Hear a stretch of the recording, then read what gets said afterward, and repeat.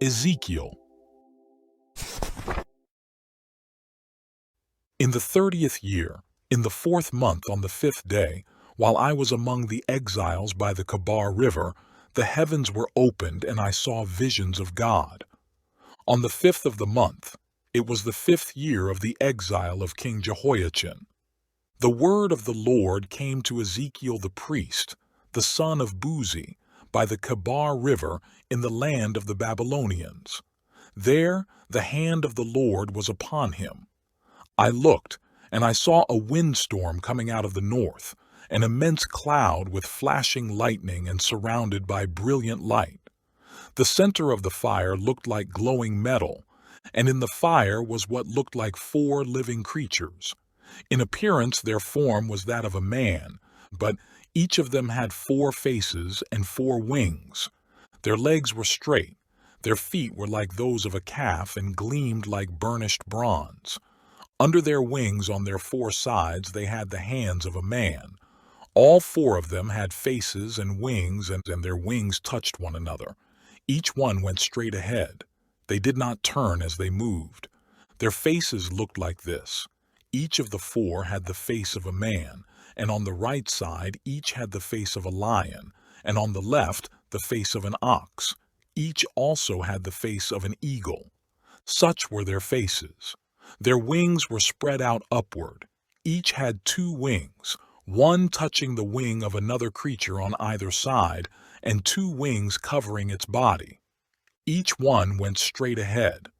Wherever the Spirit would go, they would go, without turning as they went. The appearance of the living creatures was like burning coals of fire or like torches. Fire moved back and forth among the creatures. It was bright, and lightning flashed out of it. The creatures sped back and forth like flashes of lightning. As I looked at the living creatures, I saw a wheel on the ground beside each creature with its 4 faces. This was the appearance and structure of the wheels. They sparkled like chrysolite, and all 4 looked alike. Each appeared to be made like a wheel intersecting a wheel. As they moved, they would go in any one of the 4 directions the creatures faced. The wheels did not turn about as the creatures went. Their rims were high and awesome, and all 4 rims were full of eyes all around. When the living creatures moved, the wheels beside them moved, and when the living creatures rose from the ground, the wheels also rose. Wherever the Spirit would go, they would go, and the wheels would rise along with them, because the spirit of the living creatures was in the wheels. When the creatures moved, they also moved. When the creatures stood still, they also stood still. And when the creatures rose from the ground, the wheels rose along with them, because the spirit of the living creatures was in the wheels. Spread out above the heads of the living creatures was what looked like an expanse, sparkling like ice, and awesome. Under the expanse their wings were stretched out one toward the other, and each had 2 wings covering its body. When the creatures moved, I heard the sound of their wings like the roar of rushing waters, like the voice of the Almighty, like the tumult of an army. When they stood still, they lowered their wings. Then there came a voice from above the expanse over their heads as they stood with lowered wings. Above the expanse over their heads was what looked like a throne of sapphire, and high above on the throne was a figure like that of a man. I saw that from what appeared to be his waist up, he looked like glowing metal, as if full of fire, and that from there down he looked like fire, and brilliant light surrounded him. Like the appearance of a rainbow in the clouds on a rainy day, so was the radiance around him. This was the appearance of the likeness of the glory of the Lord. When I saw it, I fell face down, and I heard the voice of one speaking. He said to me, "Son of man, stand up on your feet, and I will speak to you." As he spoke, the Spirit came into me and raised me to my feet, and I heard him speaking to me. He said, "Son of man, I am sending you to the Israelites, to a rebellious nation that has rebelled against me. They and their fathers have been in revolt against me to this very day. The people to whom I am sending you are obstinate and stubborn. Say to them, 'This is what the sovereign Lord says.' And whether they listen or fail to listen, for they are a rebellious house, they will know that a prophet has been among them. And you, Son of Man, do not be afraid of them or their words. Do not be afraid, though briars and thorns are all around you and you live among scorpions. Do not be afraid of what they say or terrified by them, though they are a rebellious house. You must speak my words to them, whether they listen or fail to listen, for they are rebellious. But you, Son of Man, listen to what I say to you. Do not rebel like that rebellious house. Open your mouth and eat what I give you." Then I looked, and I saw a hand stretched out to me. In it was a scroll, which he unrolled before me. On both sides of it were written words of lament and mourning and woe. And he said to me, "Son of man, eat what is before you, eat this scroll, then go and speak to the house of Israel." So I opened my mouth, and he gave me the scroll to eat. Then he said to me, "Son of man, eat this scroll I am giving you and fill your stomach with it." So I ate it, and it tasted as sweet as honey in my mouth. He then said to me, "Son of man, go now to the house of Israel and speak my words to them. You are not being sent to a people of obscure speech and difficult language, but to the house of Israel, not to many peoples of obscure speech and difficult language, whose words you cannot understand. Surely if I had sent you to them, they would have listened to you. But the house of Israel is not willing to listen to you, because they are not willing to listen to me, for the whole house of Israel is hardened and obstinate. But I will make you as unyielding and hardened as they are. I will make your forehead like the hardest stone, harder than flint. Do not be afraid of them or terrified by them, though they are a rebellious house." And he said to me, "Son of man, listen carefully, and take to heart all the words I speak to you. Go now to your countrymen in exile and speak to them. Say to them, 'This is what the sovereign Lord says,' whether they listen or fail to listen." Then the Spirit lifted me up, and I heard behind me a loud rumbling sound. May the glory of the Lord be praised in his dwelling place. The sound of the wings of the living creatures brushing against each other, and the sound of the wheels beside them, a loud rumbling sound. The Spirit then lifted me up and took me away, and I went in bitterness and in the anger of my spirit, with the strong hand of the Lord upon me. I came to the exiles who lived at Tel Abib near the Kabar River, and there, where they were living, I sat among them for 7 days, overwhelmed. At the end of 7 days the word of the Lord came to me. "Son of man, I have made you a watchman for the house of Israel, so hear the word I speak and give them warning from me. When I say to a wicked man, 'You will surely die,' and you do not warn him or speak out to dissuade him from his evil ways in order to save his life, that wicked man will die for his sin, and I will hold you accountable for his blood. But if you do warn the wicked man and he does not turn from his wickedness or from his evil ways, he will die for his sin, but you will have saved yourself. Again, when a righteous man turns from his righteousness and does evil, and I put a stumbling block before him, he will die. Since you did not warn him, he will die for his sin. The righteous things he did will not be remembered, and I will hold you accountable for his blood. But if you do warn the righteous man not to sin, and he does not sin, he will surely live because he took warning, and you will have saved yourself." The hand of the Lord was upon me there, and he said to me, "Get up and go out to the plain, and there I will speak to you." So I got up and went out to the plain, and the glory of the Lord was standing there, like the glory I had seen by the Kabar River, and I fell face down. Then the Spirit came into me and raised me to my feet.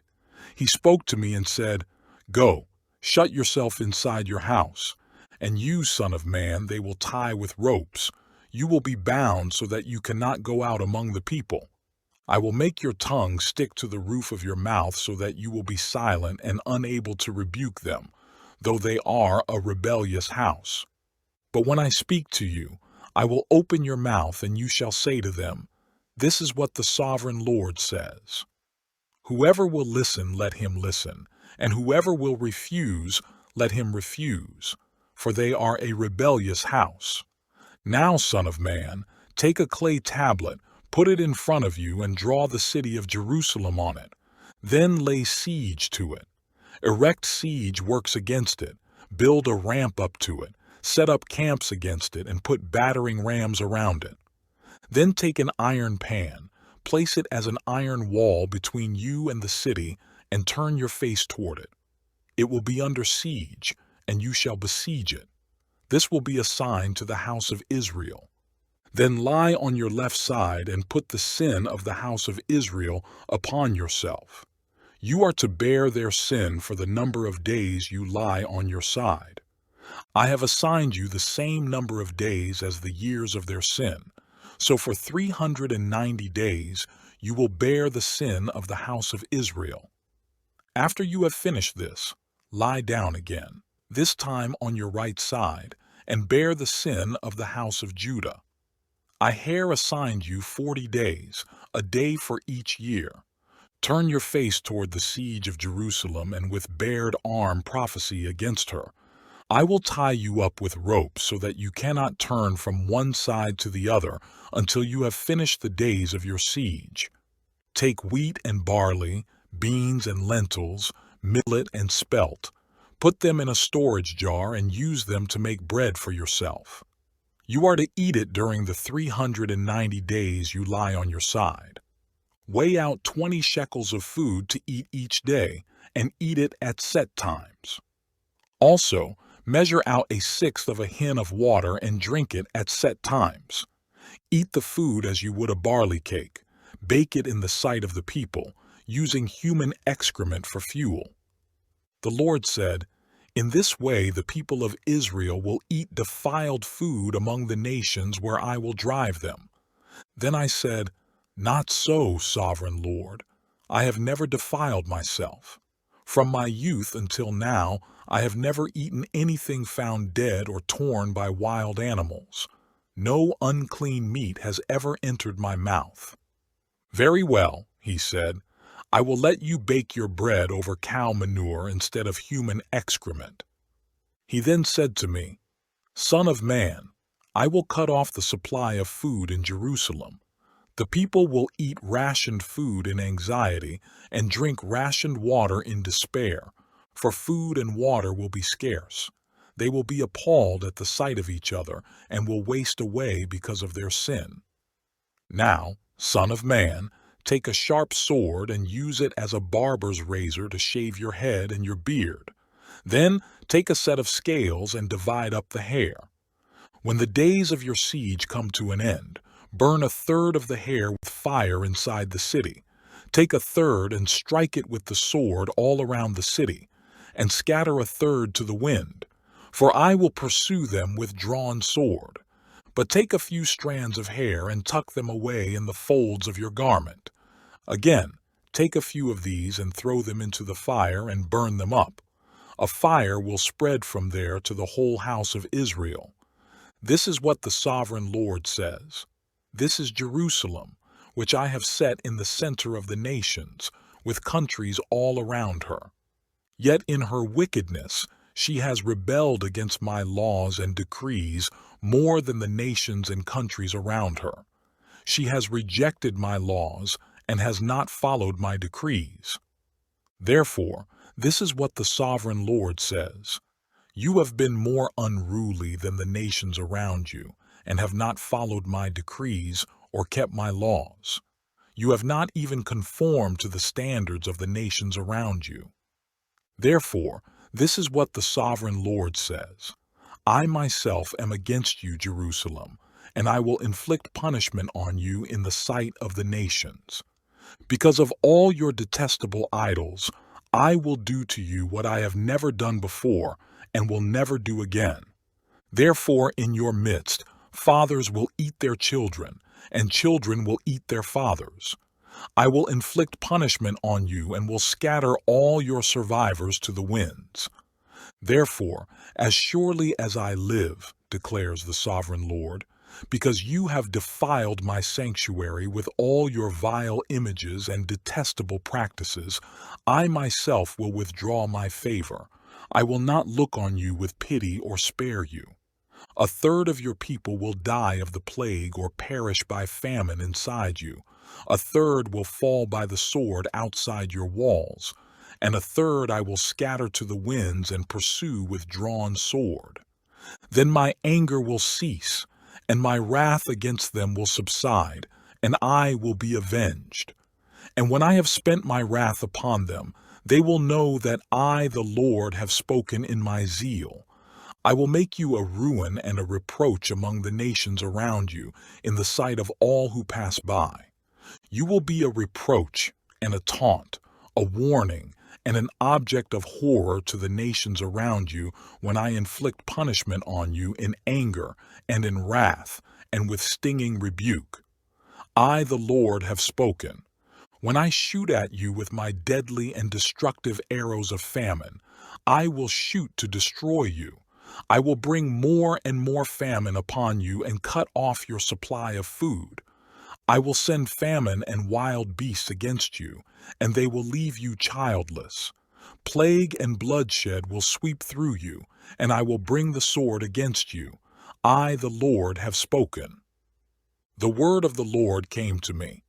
Son of man, set your face against the mountains of Israel, prophesy against them, and say, O mountains of Israel, hear the word of the sovereign Lord. This is what the sovereign Lord says to the mountains and hills, to the ravines and valleys. I am about to bring a sword against you, and I will destroy your high places. Your altars will be demolished, and your incense altars will be smashed, and I will slay your people in front of your idols. I will lay the dead bodies of the Israelites in front of their idols, and I will scatter your bones around your altars. Wherever you live, the towns will be laid waste, and the high places demolished, so that your altars will be laid waste and devastated, your idols smashed and ruined, your incense altars broken down, and what you have made wiped out. Your people will fall slain among you, and you will know that I am the Lord. But I will spare some, for some of you will escape the sword when you are scattered among the lands and nations. Then, in the nations where they have been carried captive, those who escape will remember me, how I have been grieved by their adulterous hearts, which have turned away from me, and by their eyes, which have lusted after their idols. They will loathe themselves for the evil they have done, and for all their detestable practices. And they will know that I am the Lord. I did not threaten in vain to bring this calamity on them. This is what the sovereign Lord says. Strike your hands together and stamp your feet and cry out, Alas! Because of all the wicked and detestable practices of the house of Israel, for they will fall by the sword, famine, and plague. He that is far away will die of the plague, and he that is near will fall by the sword, and he that survives and is spared will die of famine. So will I spend my wrath upon them, and they will know that I am the Lord, when their people lie slain among their idols around their altars, on every high hill and on all the mountaintops, under every spreading tree and every leafy oak, places where they offered fragrant incense to all their idols. And I will stretch out my hand against them and make the land a desolate waste from the desert to Diblah, wherever they live. Then they will know that I am the Lord. The word of the Lord came to me, Son of man, this is what the sovereign Lord says to the land of Israel, the end. The end has come upon the four corners of the land. The end is now upon you, and I will unleash my anger against you. I will judge you according to your conduct and repay you for all your detestable practices. I will not look on you with pity or spare you. I will surely repay you for your conduct and the detestable practices among you. Then you will know that I am the Lord. This is what the sovereign Lord says: disaster. An unheard of disaster is coming. The end has come. The end has come. It has roused itself against you. It has come. Doom has come upon you, you who dwell in the land. The time has come. The day is near. There is panic, not joy, upon the mountains. I am about to pour out my wrath on you and spend my anger against you. I will judge you according to your conduct and repay you for all your detestable practices. I will not look on you with pity or spare you. I will repay you in accordance with your conduct and the detestable practices among you. Then you will know that it is I, the Lord, who strikes the blow. The day is here. It has coma. Doom has burst forth. The rod has budded. Arrogance has blossomed. Violence has grown into a rod to punish wickedness. None of the people will be left, none of that crowd, no wealth, nothing of value. The time has come, the day has arrived. Let not the buyer rejoice nor the seller grieve, for wrath is upon the whole crowd. The seller will not recover the land he has sold as long as both of them live, for the vision concerning the whole crowd will not be reversed. Because of their sins, not one of them will preserve his life. Though they blow the trumpet and get everything ready, no one will go into battle, for my wrath is upon the whole crowd. Outside is the sword, inside are plague and famine. Those in the country will die by the sword, and those in the city will be devoured by famine and plague. All who survive and escape will be in the mountains, moaning like doves of the valleys, each because of his sins. Every hand will go limp, and every knee will become as weak as water. They will put on sackcloth and be clothed with terror. Their faces will be covered with shame, and their heads will be shaved. They will throw their silver into the streets, and their gold will be an unclean thing. Their silver and gold will not be able to save them in the day of the Lord's wrath. They will not satisfy their hunger or fill their stomachs with it, for it has made them stumble into sin. They were proud of their beautiful jewelry and used it to make their detestable idols and vile images. Therefore, I will turn these into an unclean thing for them. I will hand it all over as plunder to foreigners and as loot to the wicked of the earth, and they will defile it. I will turn my face away from them, and they will desecrate my treasured place. Robbers will enter it and desecrate it. Prepare chains, because the land is full of bloodshed, and the city is full of violence. I will bring the most wicked of the nations to take possession of their houses. I will put an end to the pride of the mighty, and their sanctuaries will be desecrated. When terror comes, they will seek peace, but there will be none. Calamity upon calamity will come, and rumor upon rumor. They will try to get a vision from the prophet. The teaching of the law by the priest will be lost, as will the counsel of the elders. The king will mourn, the prince will be clothed with despair, and the hands of the people of the land will tremble. I will deal with them according to their conduct, and by their own standards I will judge them. Then they will know that I am the Lord. In the 6th year, in the 6th month, on the 5th day, while I was sitting in my house and the elders of Judah were sitting before me, the hand of the sovereign Lord came upon me there. I looked, and I saw a figure like that of a man. From what appeared to be his waist down, he was like fire, and from there up his appearance was as bright as glowing metal.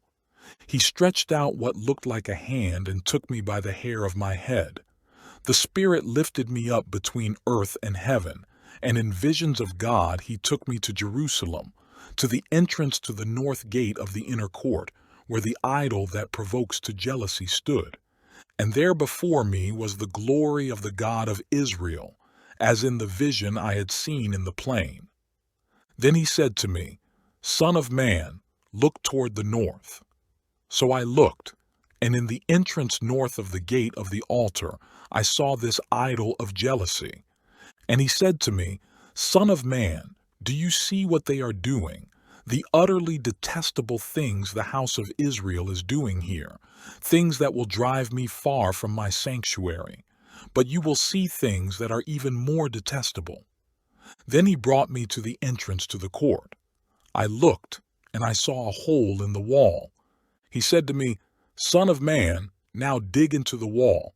So I dug into the wall and saw a doorway there. And he said to me, Go in and see the wicked and detestable things they are doing here.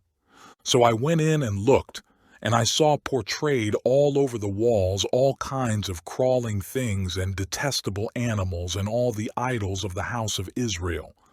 In front of them stood 70 elders of the house of Israel, and Jazaniah son of Shaphan was standing among them. Each had a censer in his hand, and a fragrant cloud of incense was rising. He said to me, Son of man, have you seen what the elders of the house of Israel are doing in the darkness, each at the shrine of his own idol? They say, The Lord does not see us. The Lord has forsaken the land. Again, he said, You will see them doing things that are even more detestable. Then he brought me to the entrance to the north gate of the house of the Lord, and I saw women sitting there, mourning for Tammuz. He said to me, Do you see this, Son of man? You will see things that are even more detestable than this. He then brought me into the inner court of the house of the Lord, and there at the entrance to the temple, between the portico and the altar, were about 25 men. With their backs toward the temple of the Lord and their faces toward the east, they were bowing down to the sun in the east. He said to me, Have you seen this, Son of man? Is it a trivial matter for the house of Judah to do the detestable things they are doing here? Must they also fill the land with violence and continually provoke me to anger? Look at them putting the branch to their nose. Therefore I will deal with them in anger. I will not look on them with pity or spare them. Although they shout in my ears, I will not listen to them. Then I heard him call out in a loud voice, Bring the guards of the city here, each with a weapon in his hand. And I saw 6 men coming from the direction of the upper gate, which faces north, each with a deadly weapon in his hand. With them was a man clothed in linen who had a writing kit at his side. They came in and stood beside the bronze altar. Now the glory of the God of Israel went up from above the cherubim, where it had been, and moved to the threshold of the temple.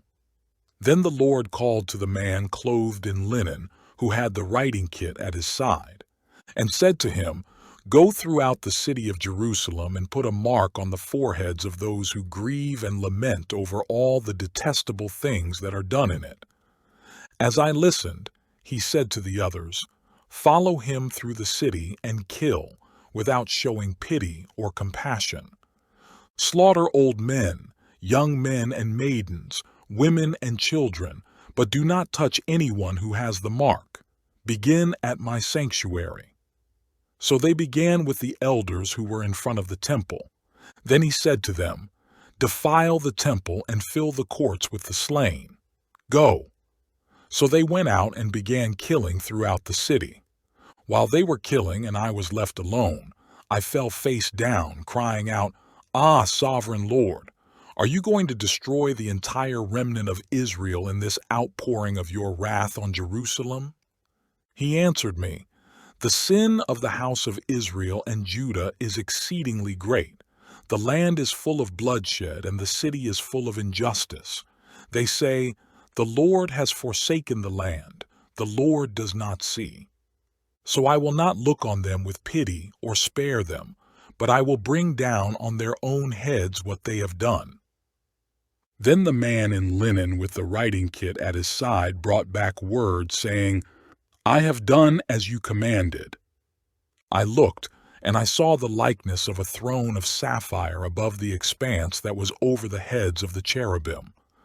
The Lord said to the man clothed in linen, "Go in among the wheels beneath the cherubim.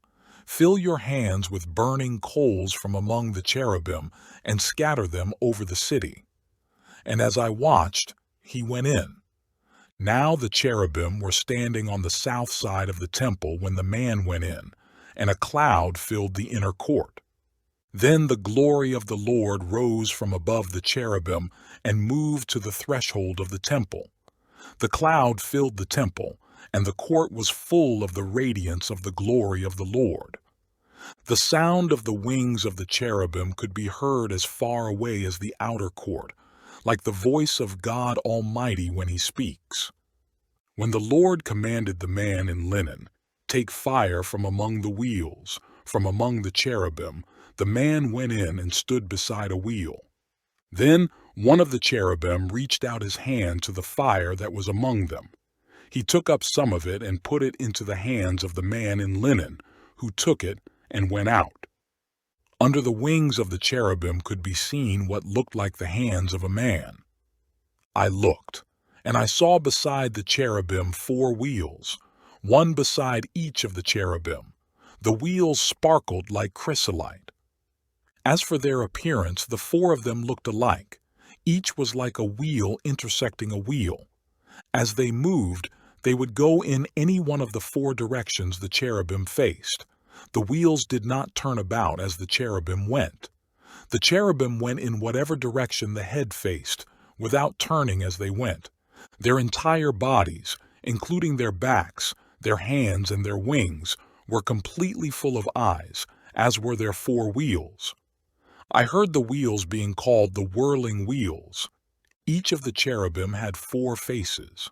One face was that of a cherub, the second the face of a man, the third the face of a lion, and the fourth the face of an eagle. Then the cherubim rose upward. These were the living creatures I had seen by the Kebar River. When the cherubim moved, the wheels beside them moved. And when the cherubim spread their wings to rise from the ground, the wheels did not leave their side. When the cherubim stood still, they also stood still. And when the cherubim rose, they rose with them, because the spirit of the living creatures was in them. Then the glory of the Lord departed from over the threshold of the temple and stopped above the cherubim. While I watched, the cherubim spread their wings and rose from the ground, and as they went, the wheels went with them. They stopped at the entrance to the east gate of the Lord's house, and the glory of the God of Israel was above them. These were the living creatures I had seen beneath the God of Israel by the Kebar River, and I realized that they were cherubim. Each had 4 faces and 4 wings, and under their wings was what looked like the hands of a man. Their faces had the same appearance as those I had seen by the Kebar River. Each one went straight ahead. Then the Spirit lifted me up and brought me to the gate of the house of the Lord that faces east. There at the entrance to the gate were 25 men, and I saw among them Jazaniah son of Azur and Pelatiah son of Benaiah, leaders of the people. The Lord said to me, "Son of man, these are the men who are plotting evil and giving wicked advice in this city. They say, 'Will it not soon be time to build houses? This city is a cooking pot, and we are the meat.' Therefore prophesy against them. Prophesy, Son of man." Then the Spirit of the Lord came upon me, and he told me to say, "This is what the Lord says. That is what you are saying, O house of Israel, but I know what is going through your mind. You have killed many people in this city and filled its streets with the dead. Therefore, this is what the sovereign Lord says. The bodies you have thrown there are the meat, and this city is the pot, but I will drive you out of it. You fear the sword, and the sword is what I will bring against you, declares the sovereign Lord. I will drive you out of the city and hand you over to foreigners and inflict punishment on you. You will fall by the sword, and I will execute judgment on you at the borders of Israel. Then you will know that I am the Lord. This city will not be a pot for you, nor will you be the meat in it. I will execute judgment on you at the borders of Israel, and you will know that I am the Lord, for you have not followed my decrees or kept my laws, but have conformed to the standards of the nations around you. Now, as I was prophesying, Pelatiah son of Benaiah died. Then I fell face down and cried out in a loud voice, Ah, sovereign Lord, will you completely destroy the remnant of Israel? The word of the Lord came to me, Son of man, your brothers who are your blood relatives and the whole house of Israel, are those of whom the people of Jerusalem have said, They are far away from the Lord. This land was given to us as our possession. Therefore say, This is what the sovereign Lord says. Although I sent them far away among the nations and scattered them among the countries, yet for a little while I have been a sanctuary for them in the countries where they have gone. Therefore say, This is what the sovereign Lord says. I will gather you from the nations and bring you back from the countries where you have been scattered, and I will give you back the land of Israel again. They will return to it and remove all its vile images and detestable idols. I will give them an undivided heart and put a new spirit in them. I will remove from them their heart of stone and give them a heart of flesh. Then they will follow my decrees and be careful to keep my laws. They will be my people, and I will be their God. But as for those whose hearts are devoted to their vile images and detestable idols, I will bring down on their own heads what they have done, declares the sovereign Lord. Then the cherubim, with the wheels beside them, spread their wings, and the glory of the God of Israel was above them. The glory of the Lord went up from within the city and stopped above the mountain east of it.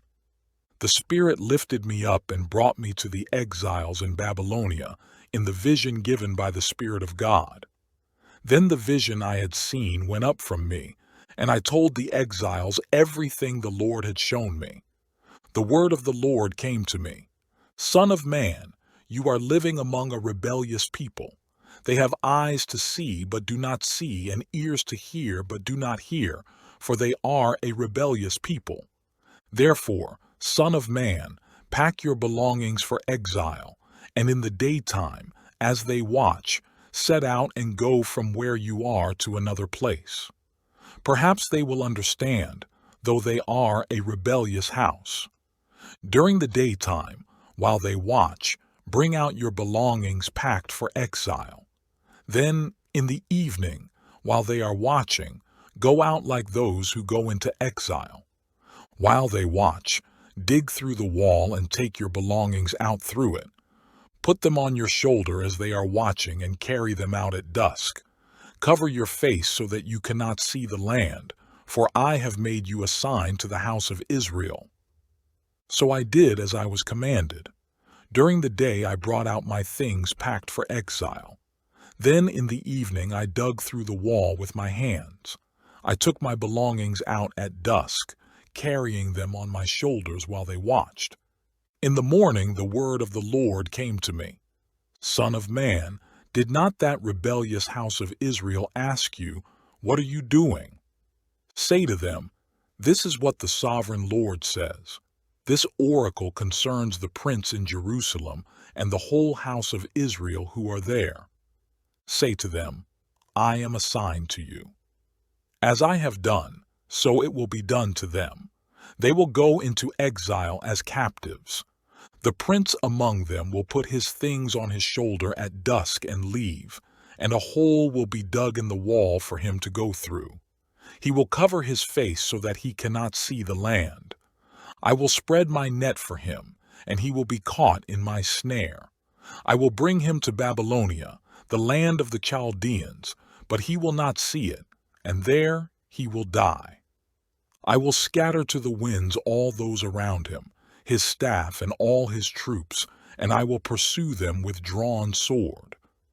They will know that I am the Lord, when I disperse them among the nations and scatter them through the countries.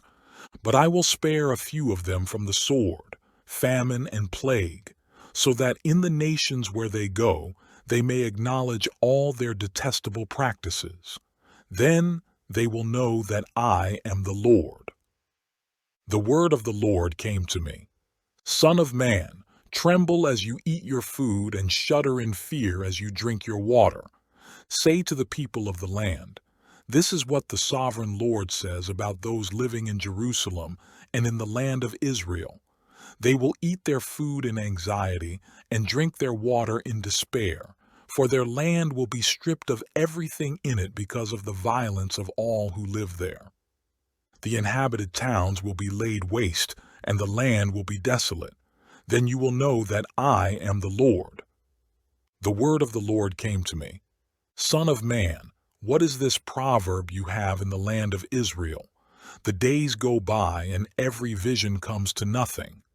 Say to them, this is what the sovereign Lord says. I am going to put an end to this proverb, and they will no longer quote it in Israel. Say to them, the days are near when every vision will be fulfilled. For there will be no more false visions or flattering divinations among the people of Israel. But I, the Lord, will speak what I will, and it shall be fulfilled without delay. For in your days, you rebellious house, I will fulfill whatever I say, declares the sovereign Lord. The word of the Lord came to me. Son of man, the house of Israel is saying, the vision he sees is for many years from now, and he prophesies about the distant future. Therefore say to them, this is what the sovereign Lord says. None of my words will be delayed any longer. Whatever I say will be fulfilled, declares the sovereign Lord. The word of the Lord came to me. Son of man, prophesy against the prophets of Israel who are now prophesying. Say to those who prophesy out of their own imagination, hear the word of the Lord. This is what the sovereign Lord says. Woe to the foolish prophets who follow their own spirit and have seen nothing. Your prophets, O Israel, are like jackals among ruins. You have not gone up to the breaks in the wall to repair it for the house of Israel, so that it will stand firm in the battle on the day of the Lord. Their visions are false, and their divinations a lie. They say, the Lord declares, when the Lord has not sent them, yet they expect their words to be fulfilled. Have you not seen false visions and uttered lying divinations when you say, the Lord declares, though I have not spoken? Therefore, this is what the sovereign Lord says. Because of your false words and lying visions, I am against you, declares the sovereign Lord. My hand will be against the prophets who see false visions and utter lying divinations. They will not belong to the council of my people, or be listed in the records of the house of Israel, nor will they enter the land of Israel. Then you will know that I am the sovereign Lord, because they lead my people astray, saying, peace, when there is no peace, and because, when a flimsy wall is built, they cover it with whitewash. Therefore tell those who cover it with whitewash that it is going to fall. Rain will come in torrents, and I will send hailstones hurtling down, and violent winds will burst forth. When the wall collapses, will people not ask you, where is the whitewash you covered it with? Therefore, this is what the sovereign Lord says. In my wrath I will unleash a violent wind, and in my anger hailstones and torrents of rain will fall with destructive fury. I will tear down the wall you have covered with whitewash, and will level it to the ground so that its foundation will be laid bare. When it falls, you will be destroyed in it, and you will know that I am the Lord. So I will spend my wrath against the wall and against those who covered it with whitewash. I will say to you, the wall is gone, and so are those who whitewashed it, those prophets of Israel who prophesied to Jerusalem and saw visions of peace for her when there was no peace, declares the sovereign Lord. Now, Son of man, Set your face against the daughters of your people who prophesy out of their own imagination. Prophecy against them, and say, This is what the sovereign Lord says.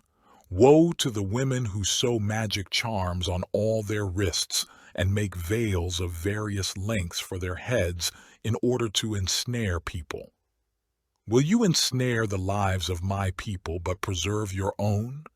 You have profaned me among my people for a few handfuls of barley and scraps of bread. By lying to my people who listen to lies, you have killed those who should not have died and have spared those who should not live. Therefore, this is what the sovereign Lord says. I am against your magic charms with which you ensnare people like birds, and I will tear them from your arms. I will set free the people that you ensnare like birds. I will tear off your veils and save my people from your hands, and they will no longer fall prey to your power. Then you will know that I am the Lord. Because you disheartened the righteous with your lies, when I had brought them no grief, and because you encourage the wicked not to turn from their evil ways, and so save their lives, therefore you will no longer see false visions or practice divination. I will save my people from your hands, and then you will know that I am the Lord. Some of the elders of Israel came to me and sat down in front of me. Then the word of the Lord came to me. Son of man, these men have set up idols in their hearts and put wicked stumbling blocks before their faces. Should I let them inquire of me at all? Therefore speak to them and tell them, This is what the sovereign Lord says. When any Israelite sets up idols in his heart and puts a wicked stumbling block before his face and then goes to a prophet, I the Lord will answer him myself in keeping with his great idolatry. I will do this to recapture the hearts of the people of Israel, who have all deserted me for their idols. Therefore say to the house of Israel, This is what the sovereign Lord says. Repent, turn from your idols and renounce all your detestable practices. When any Israelite or any alien living in Israel separates himself from me and sets up idols in his heart and puts a wicked stumbling block before his face, and then goes to a prophet to inquire of me, I the Lord will answer him myself. I will set my face against that man and make him an example and a byword. I will cut him off from my people.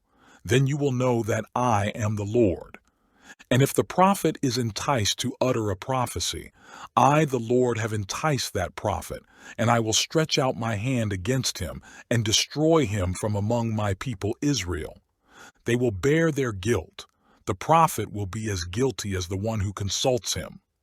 Then the people of Israel will no longer stray from me, nor will they defile themselves any more with all their sins. They will be my people, and I will be their God, declares the sovereign Lord. The word of the Lord came to me. Son of man, if a country sins against me by being unfaithful, and I stretch out my hand against it to cut off its food supply and send famine upon it and kill its men and their animals, even if these three men, Noah, Daniel, and Job, were in it, they could save only themselves by their righteousness, declares the sovereign Lord. Or if I send wild beasts through that country, and they leave it childless, and it becomes desolate so that no one can pass through it because of the beasts, as surely as I live, declares the sovereign Lord, even if these three men were in it, they could not save their own sons or daughters. They alone would be saved, but the land would be desolate. Or if I bring a sword against that country and say, Let the sword pass throughout the land, and I kill its men and their animals, as surely as I live, declares the sovereign Lord, even if these three men were in it, they could not save their own sons or daughters. They alone would be saved. Or if I send a plague into that land and pour out my wrath upon it through bloodshed, killing its men and their animals, as surely as I live, declares the sovereign Lord, even if Noah, Daniel, and Job were in it, they could save neither son nor daughter. They would save only themselves by their righteousness. For this is what the sovereign Lord says: how much worse will it be when I send against Jerusalem my 4 dreadful judgments, sword and famine and wild beasts and plague, to kill its men and their animals. Yet there will be some survivors, sons and daughters who will be brought out of it. They will come to you, and when you see their conduct and their actions, you will be consoled regarding the disaster I have brought upon Jerusalem, every disaster I have brought upon it. You will be consoled when you see their conduct and their actions, for you will know that I have done nothing in it without cause, declares the sovereign Lord. The word of the Lord came to me: Son of man, how is the wood of a vine better than that of a branch on any of the trees in the forest?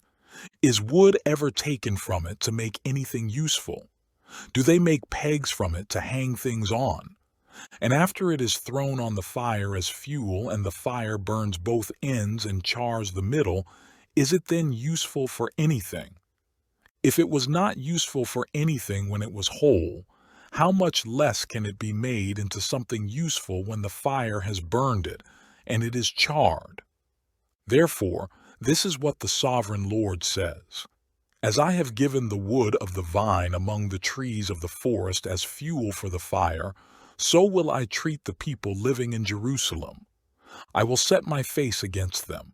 Although they have come out of the fire will yet consume them. And when I set my face against them, you will know that I am the Lord. I will make the land desolate because they have been unfaithful, declares the sovereign Lord. The word of the Lord came to me: Son of man, confront Jerusalem with her detestable practices, and say, this is what the sovereign Lord says to Jerusalem: your ancestry and birth were in the land of the Canaanites. Your father was an Amorite and your mother a Hittite. On the day you were born, your cord was not cut, nor were you washed with water to make you clean, nor were you rubbed with salt or wrapped in cloths. No one looked on you with pity or had compassion enough to do any of these things for you. Rather, you were thrown out into the open field, for on the day you were born, you were despised. Then I passed by and saw you kicking about in your blood, and as you lay there in your blood, I said to you, live. I made you grow like a plant of the field. You grew up and developed and became the most beautiful of jewels. Your breasts were formed and your hair grew, you who were naked and bare. Later I passed by, and when I looked at you and saw that you were old enough for love, I spread the corner of my garment over you and covered your nakedness. I gave you my solemn oath and entered into a covenant with you, declares the sovereign Lord, and you became mine. I bathed you with water and washed the blood from you and put ointments on you. I clothed you with an embroidered dress and put leather sandals on you. I dressed you in fine linen and covered you with costly garments. I adorned you with jewelry. I put bracelets on your arms and a necklace around your neck, and I put a ring on your nose, earrings on your ears, and a beautiful crown on your head. So you were adorned with gold and silver. Your clothes were of fine linen and costly fabric and embroidered cloth. Your food was fine flour, honey, and olive oil. You became very beautiful and rose to be a queen. And your fame spread among the nations on account of your beauty, because the splendor I had given you made your beauty perfect, declares the sovereign Lord. But you trusted in your beauty and used your fame to become a prostitute. You lavished your favors on anyone who passed by, and your beauty became his. You took some of your garments to make gaudy high places, where you carried on your prostitution. Such things should not happen, nor should they ever occur.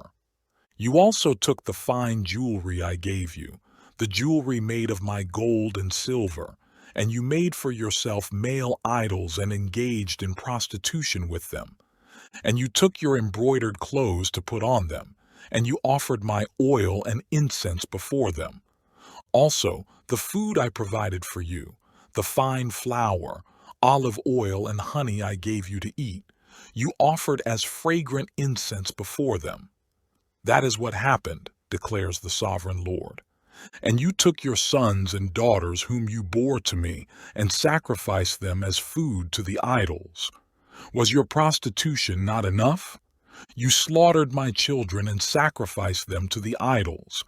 In all your detestable practices and your prostitution, you did not remember the days of your youth, when you were naked and bare, kicking about in your blood. Woe! Woe to you, declares the sovereign Lord.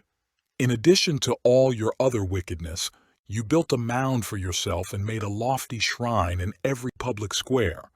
At the head of every street you built your lofty shrines and degraded your beauty, offering your body with increasing promiscuity to anyone who passed by. You engaged in prostitution with the Egyptians, your lustful neighbors, and provoked me to anger with your increasing promiscuity. So I stretched out my hand against you and reduced your territory. I gave you over to the greed of your enemies, the daughters of the Philistines, who were shocked by your lewd conduct. You engaged in prostitution with the Assyrians too, because you were insatiable, and even after that, you still were not satisfied. Then you increased your promiscuity to include Babylonia, a land of merchants, but even with this, you were not satisfied. How weak-willed you are, declares the sovereign Lord, when you do all these things, acting like a brazen prostitute. When you built your mounds at the head of every street and made your lofty shrines in every public square, you were unlike a prostitute because you scorned payment. You adulterous wife, you prefer strangers to your own husband. Every prostitute receives a fee, but you give gifts to all your lovers, bribing them to come to you from everywhere for your illicit favors. So in your prostitution you are the opposite of others. No one runs after you for your favors. You are the very opposite, for you give payment and none is given to you. Therefore, you prostitute, hear the word of the Lord. This is what the sovereign Lord says.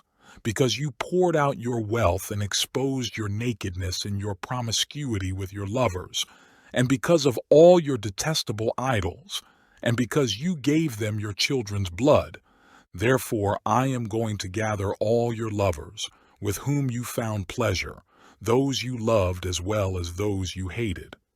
I will gather them against you from all around and will strip you in front of them, and they will see all your nakedness. I will sentence you to the punishment of women who commit adultery and who shed blood. I will bring upon you the blood vengeance of my wrath and jealous anger. Then I will hand you over to your lovers, and they will tear down your mounds and destroy your lofty shrines. They will strip you of your clothes and take your fine jewelry and leave you naked and bare. They will bring a mob against you, who will stone you and hack you to pieces with their swords. They will burn down your houses and inflict punishment on you in the sight of many women. I will put a stop to your prostitution, and you will no longer pay your lovers. Then my wrath against you will subside, and my jealous anger will turn away from you. I will be calm and no longer angry. Because you did not remember the days of your youth, but enraged me with all these things, I will surely bring down on your head what you have done, declares the sovereign Lord. Did you not add lewdness to all your other detestable practices? Everyone who quotes Proverbs will quote this proverb about you, like mother, like daughter. You are a true daughter of your mother, who despised her husband and her children, and you are a true sister of your sisters, who despised their husbands and their children. Your mother was a Hittite, and your father an Amorite. Your older sister was Samaria, who lived to the north of you with her daughters, and your younger sister, who lived to the south of you with her daughters, was Sodom. You not only walked in their ways and copied their detestable practices, but in all your ways you soon became more depraved than they. As surely as I live, declares the sovereign Lord, your sister Sodom and her daughters never did what you and your daughters have done. Now, this was the sin of your sister Sodom. She and her daughters were arrogant, overfed and unconcerned. They did not help the poor and needy. They were haughty and did detestable things before me. Therefore I did alway with them as you have seen. Samaria did not commit half the sins you did. You have done more detestable things than they, and have made your sisters seem righteous by all these things you have done. Bear your disgrace, for you have furnished some justification for your sisters. Because your sins were more vile than theirs, they appear more righteous than you. So then, be ashamed and bear your disgrace, for you have made your sisters appear righteous. However, I will restore the fortunes of Sodom and her daughters, and of Samaria and her daughters, and your fortunes along with them, so that you may bear your disgrace and be ashamed of all you have done in giving them comfort. And your sisters, Sodom with her daughters and Samaria with her daughters, will return to what they were before, and you and your daughters will return to what you were before. You would not even mention your sister Sodom in the day of your pride, before your wickedness was uncovered. Even so, you are now scorned by the daughters of Edom and all her neighbors and the daughters of the Philistines, all those around you who despise you. You will bear the consequences of your lewdness and your detestable practices, declares the Lord. This is what the sovereign Lord says. I will deal with you as you deserve, because you have despised my oath by breaking the covenant.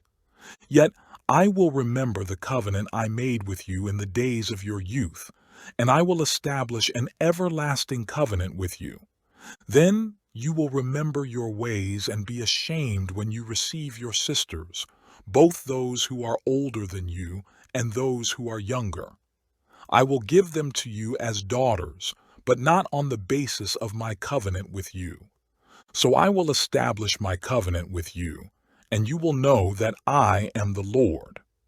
Then, when I make atonement for you for all you have done, you will remember and be ashamed and never again open your mouth because of your humiliation, declares the sovereign Lord. The word of the Lord came to me. Son of man, set forth an allegory and tell the house of Israel a parable. Say to them, this is what the sovereign Lord says. A great eagle with powerful wings, long feathers, and full plumage of varied colors came to Lebanon. Taking hold of the top of a cedar, he broke off its topmost shoot and carried it away to a land of merchants, where he planted it in a city of traders. He took some of the seed of your land and put it in fertile soil. He planted it like a willow by abundant water, and it sprouted and became a low, spreading vine. Its branches turned toward him, but its roots remained under it. So it became a vine and produced branches and put out leafy boughs. But there was another great eagle with powerful wings and full plumage. The vine now sent out its roots toward him from the plot where it was planted and stretched out its branches to him for water. It had been planted in good soil by abundant water so that it would produce branches, bear fruit, and become a splendid vine.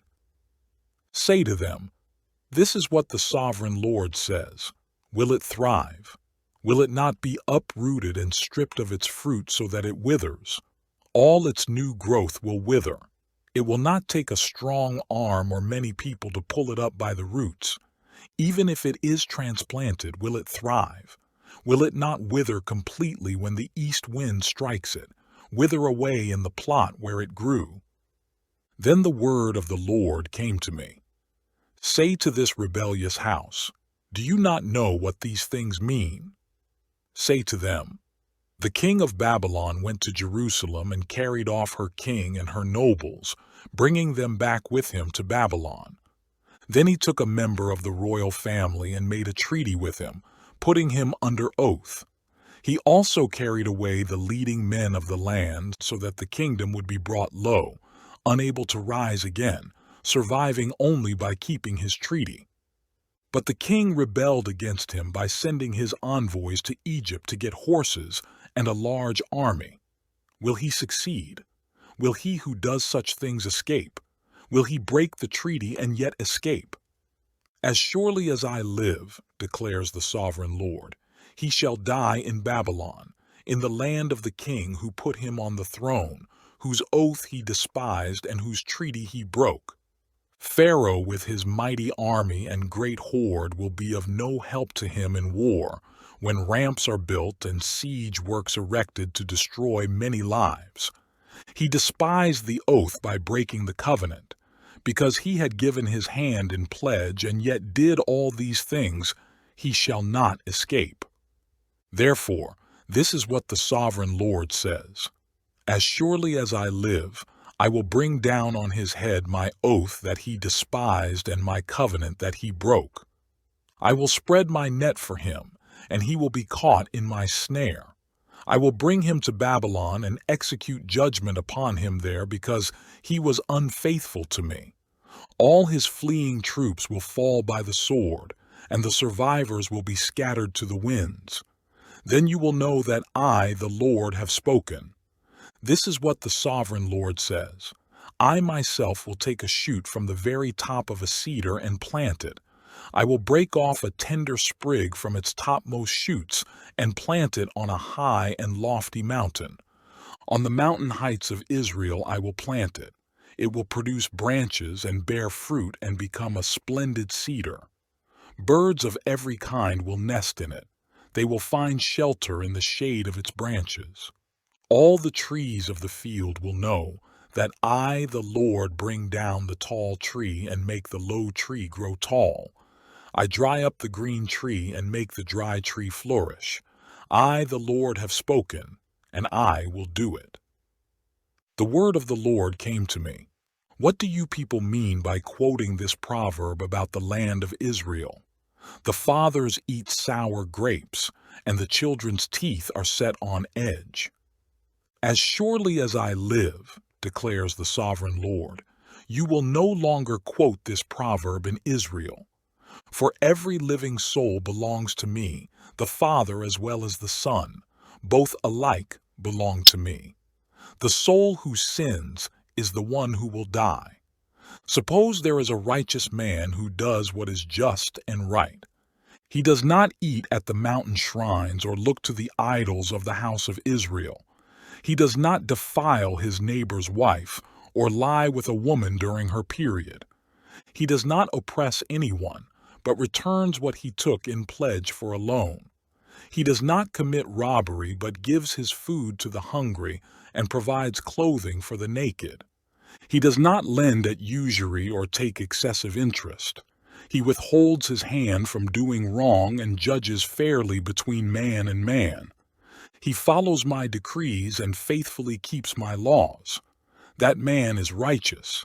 He will surely live, declares the sovereign Lord.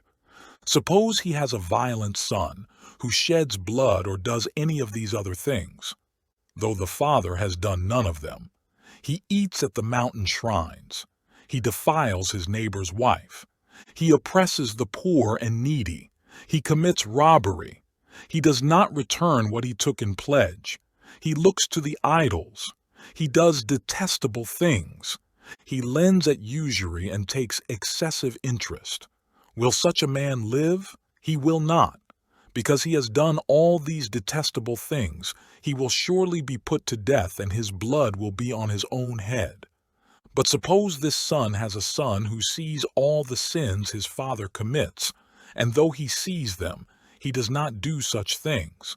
He does not eat at the mountain shrines or look to the idols of the house of Israel. He does not defile his neighbor's wife. He does not oppress anyone or require a pledge for a loan.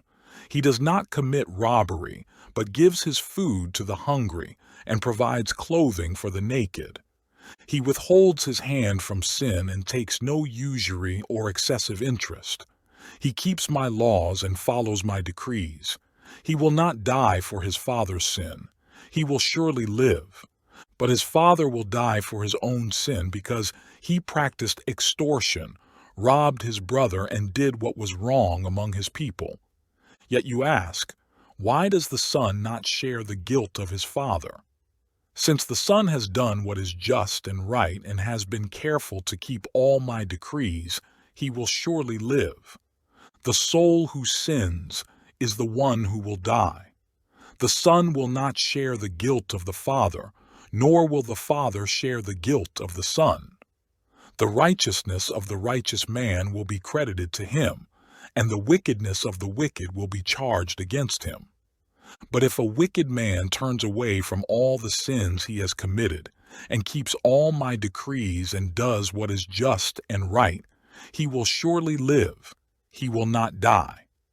None of the offenses he has committed will be remembered against him. Because of the righteous things he has done, he will live. Do I take any pleasure in the death of the wicked? Declares the sovereign Lord. Rather, am I not pleased when they turn from their ways and live? But if a righteous man turns from his righteousness and commits sin and does the same detestable things the wicked man does, will he live? None of the righteous things he has done will be remembered. Because of the unfaithfulness he is guilty of and because of the sins he has committed, he will die. Yet you say, the way of the Lord is not just. Hear, O house of Israel, is my way unjust? Is it not your ways that are unjust? If a righteous man turns from his righteousness and commits sin, he will die for it. Because of the sin he has committed, he will die. But if a wicked man turns away from the wickedness he has committed and does what is just and right, he will save his life.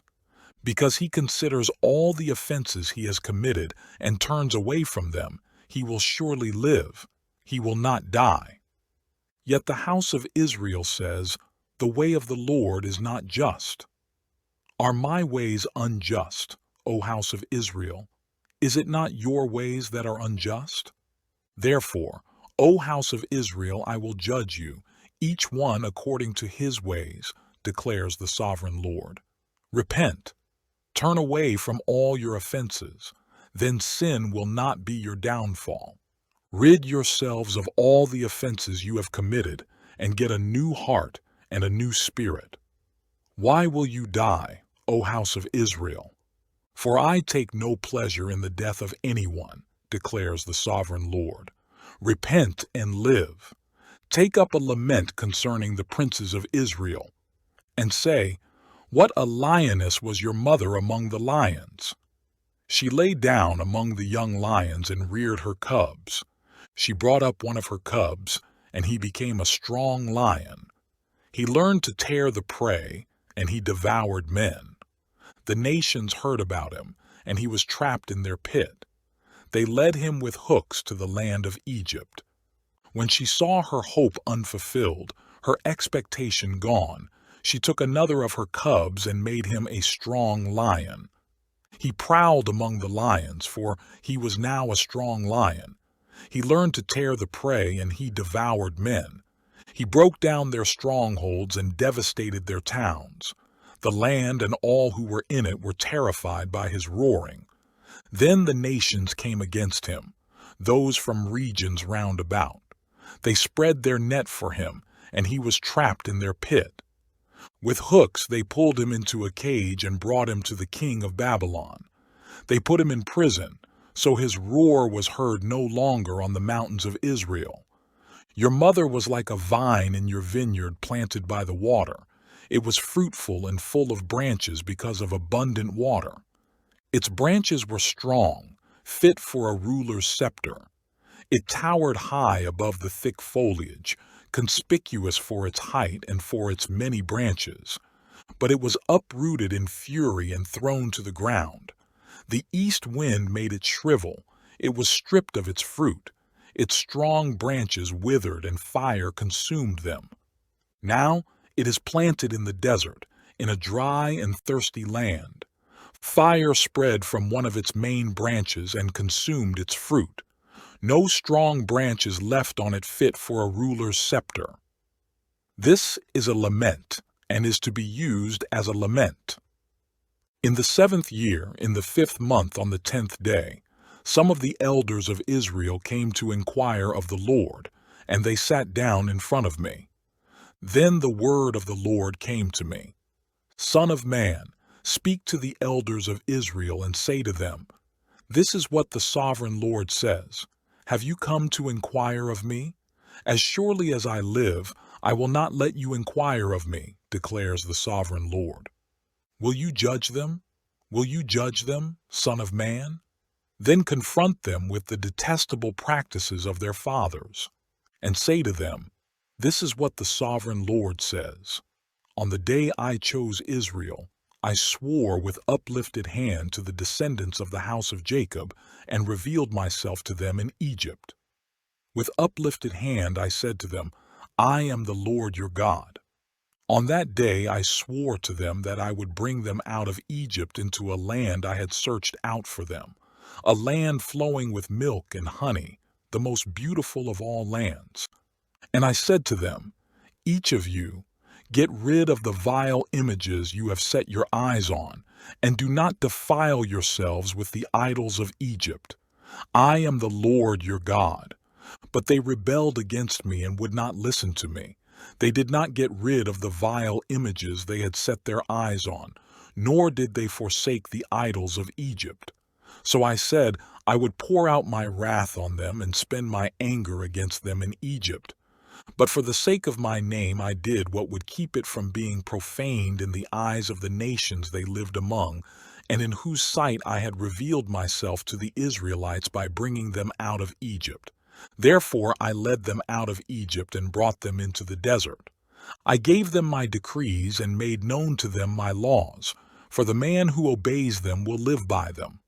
Also I gave them my Sabbaths as a sign between us, so they would know that I, the Lord, made them holy. Yet the people of Israel rebelled against me in the desert. They did not follow my decrees, but rejected my laws, although the man who obeys them will live by them, and they utterly desecrated my Sabbaths. So I said I would pour out my wrath on them and destroy them in the desert. But for the sake of my name, I did what would keep it from being profaned in the eyes of the nations in whose sight I had brought them out. Also with uplifted hand I swore to them in the desert that I would not bring them into the land I had given them, a land flowing with milk and honey, most beautiful of all lands. Because they rejected my laws and did not follow my decrees and desecrated my Sabbaths, for their hearts were devoted to their idols. Yet I looked on them with pity and did not destroy them or put an end to them in the desert. I said to their children in the desert, Do not follow the statutes of your fathers or keep their laws or defile yourselves with their idols. I am the Lord your God. Follow my decrees and be careful to keep my laws. Keep my Sabbaths holy, that they may be a sign between us. Then you will know that I am the Lord your God. But the children rebelled against me.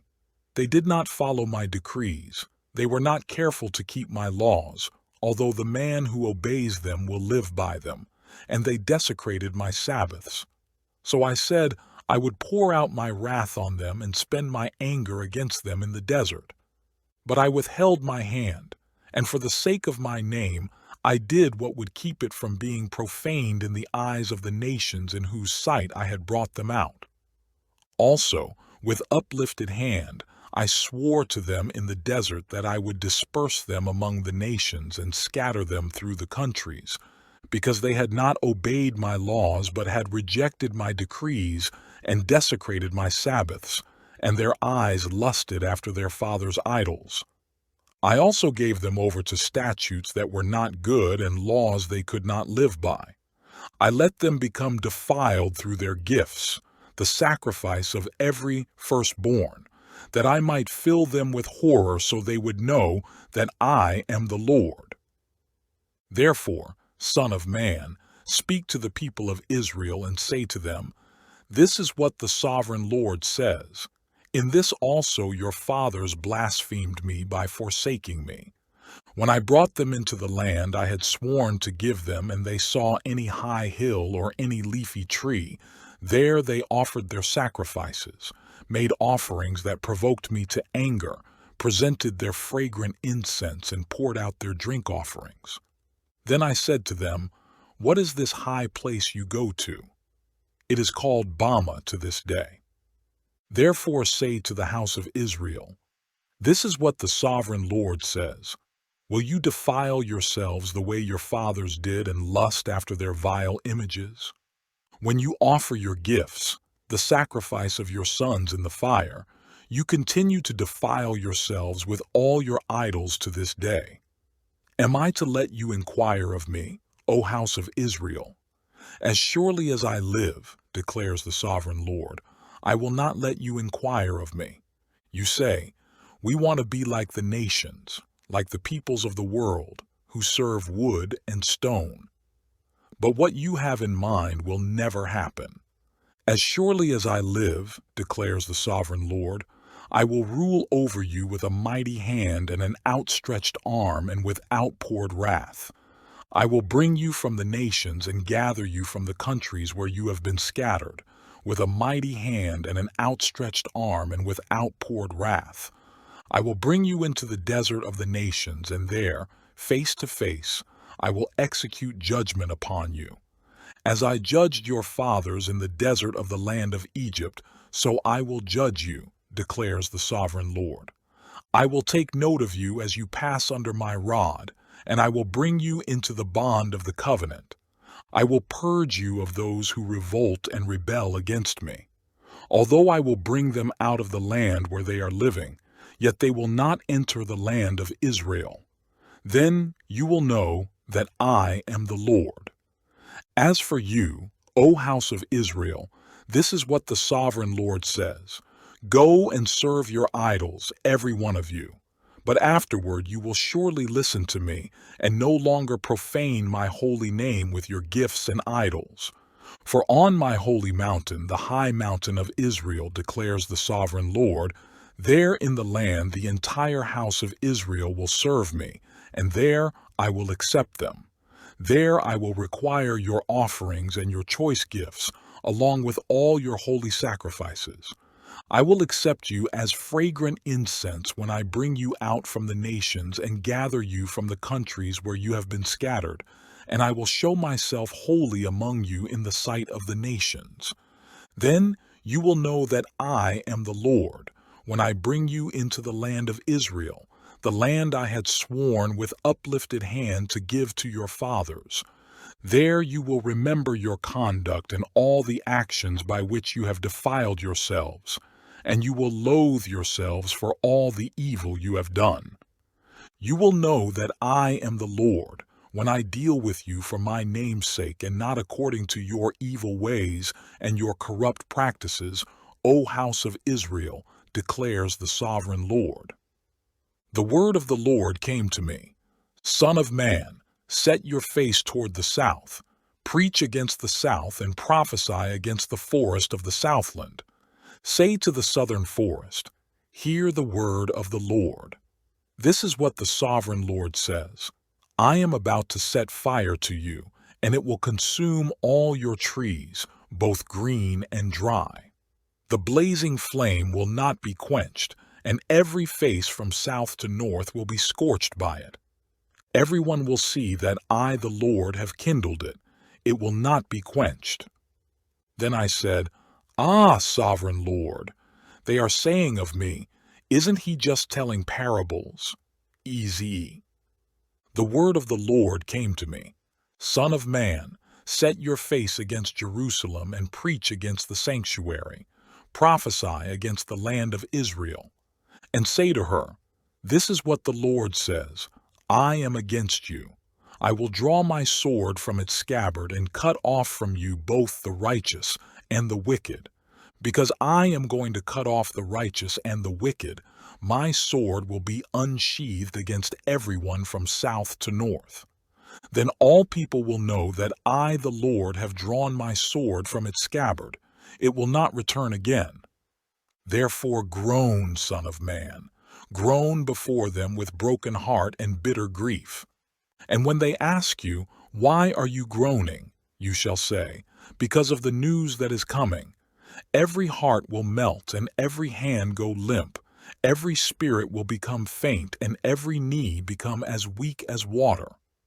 It is coming. It will surely take place. declares the sovereign Lord. The word of the Lord came to me. Son of man, prophesy and say, this is what the Lord says. A sword, sharpened and polished, sharpened for the slaughter, polished to flash like lightning. Shall we rejoice in the scepter of my son Judah? The sword despises every such stick. The sword is appointed to be polished, to be grasped with the hand. It is sharpened and polished, made ready for the hand of the slayer. Cry out and wail, Son of man, for it is against my people. It is against all the princes of Israel. They are thrown to the sword along with my people. Therefore beat your breast. Testing will surely come. And what if the scepter of Judah, which the sword despises, does not continue, declares the sovereign Lord. So then, Son of man, prophesy and strike your hands together. Let the sword strike twice, even 3 times. It is a sword for slaughter, a sword for great slaughter, closing in on them from every side. So that hearts may melt and the fallen be many, I have stationed the sword for slaughter at all their gates. Oh, it is made to flash like lightning, it is grasped for slaughter. O sword, slash to the right, then to the left, wherever your blade is turned. I too will strike my hands together, and my wrath will subside. I, the Lord, have spoken. The word of the Lord came to me. Son of man, mark out 2 roads for the sword of the king of Babylon to take, both starting from the same country. Make a signpost where the road branches off to the city. Mark out 1 road for the sword to come against Rabbah of the Ammonites, and another against Judah and fortified Jerusalem. For the king of Babylon will stop at the fork in the road, at the junction of the 2 roads, to seek an omen. He will cast lots with arrows. He will consult his idols. He will examine the liver. Into his right hand will come the lot for Jerusalem, where he is to set up battering rams, to give the command to slaughter, to sound the battle cry, to set battering rams against the gates, to build a ramp and to erect siege works. It will seem like a false omen to those who have sworn allegiance to him, but he will remind them of their guilt and take them captive. Therefore, this is what the sovereign Lord says.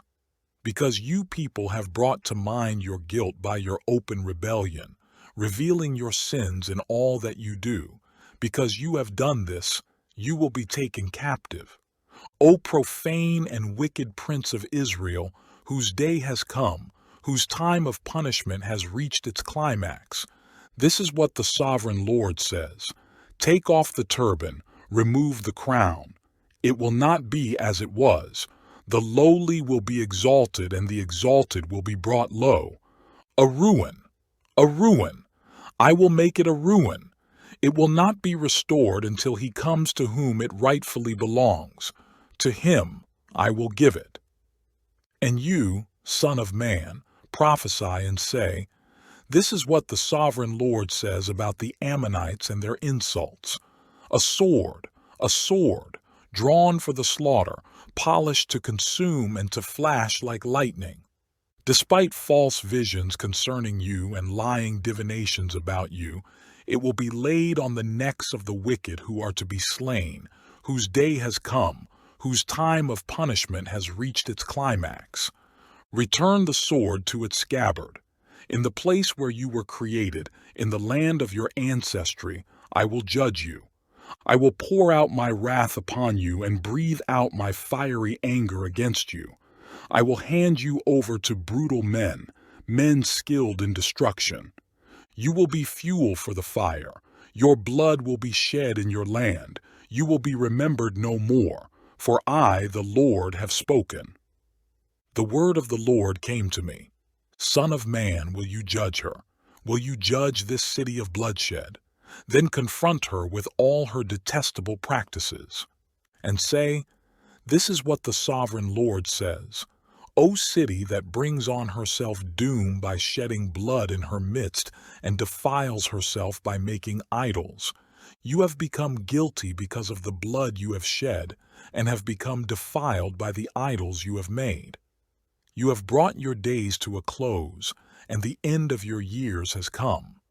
Therefore, I will make you an object of scorn to the nations, and a laughingstock to all the countries. Those who are near and those who are far away will mock you, O infamous city, full of turmoil. See how each of the princes of Israel who are in you uses his power to shed blood. In you they have treated father and mother with contempt. In you they have oppressed the alien and mistreated the fatherless and the widow. You have despised my holy things and desecrated my Sabbaths. In you are slanderous men bent on shedding blood. In you are those who eat at the mountain shrines and commit lewd acts. In you are those who dishonor their father's bed. In you are those who violate women during their period, when they are ceremonially unclean. In you one man commits a detestable offense with his neighbor's wife, another shamefully defiles his daughter-in-law, and another violates his sister, his own father's daughter. In you men accept bribes to shed blood. You take usury and excessive interest and make unjust gain from your neighbors by extortion. And you have forgotten me, declares the sovereign Lord. I will surely strike my hands together at the unjust gain you have made, and at the blood you have shed in your midst. Will your courage endure, or your hands be strong in the day I deal with you? I, the Lord, have spoken, and I will do it. I will disperse you among the nations and scatter you through the countries, and I will put an end to your uncleanness. When you have been defiled in the eyes of the nations, you will know that I am the Lord. Then the word of the Lord came to me. Son of man, the house of Israel has become dross to me. All of them are the copper, tin, iron, and lead left inside a furnace. They are but the dross of silver. Therefore this is what the sovereign Lord says. Because you have all become dross, I will gather you into Jerusalem. As men gather silver, copper, iron, lead, and tin into a furnace to melt it with a fiery blast, so will I gather you in my anger and my wrath, and put you inside the city, and melt you. I will gather you, and I will blow on you with my fiery wrath, and you will be melted inside her. As silver is melted in a furnace, so you will be melted inside her, and you will know that I, the Lord, have poured out my wrath upon you. Again, the word of the Lord came to me. Son of man, say to the land, you are a land that has had no rain or showers in the day of wrath. There is a conspiracy of her princes within her like a roaring lion tearing its prey. They devour people, take treasures and precious things, and make many widows within her. Her priests do violence to my law and profane my holy things. They do not distinguish between the holy and the common. They teach that there is no difference between the unclean and the clean, and they shut their eyes to the keeping of my Sabbaths, so that I am profaned among them. Her officials within her are like wolves tearing their prey. They shed blood and kill people to make unjust gain. Her prophets whitewash these deeds for them by false visions and lying divinations. They say, "This is what the sovereign Lord says," when the Lord has not spoken. The people of the land practice extortion and commit robbery.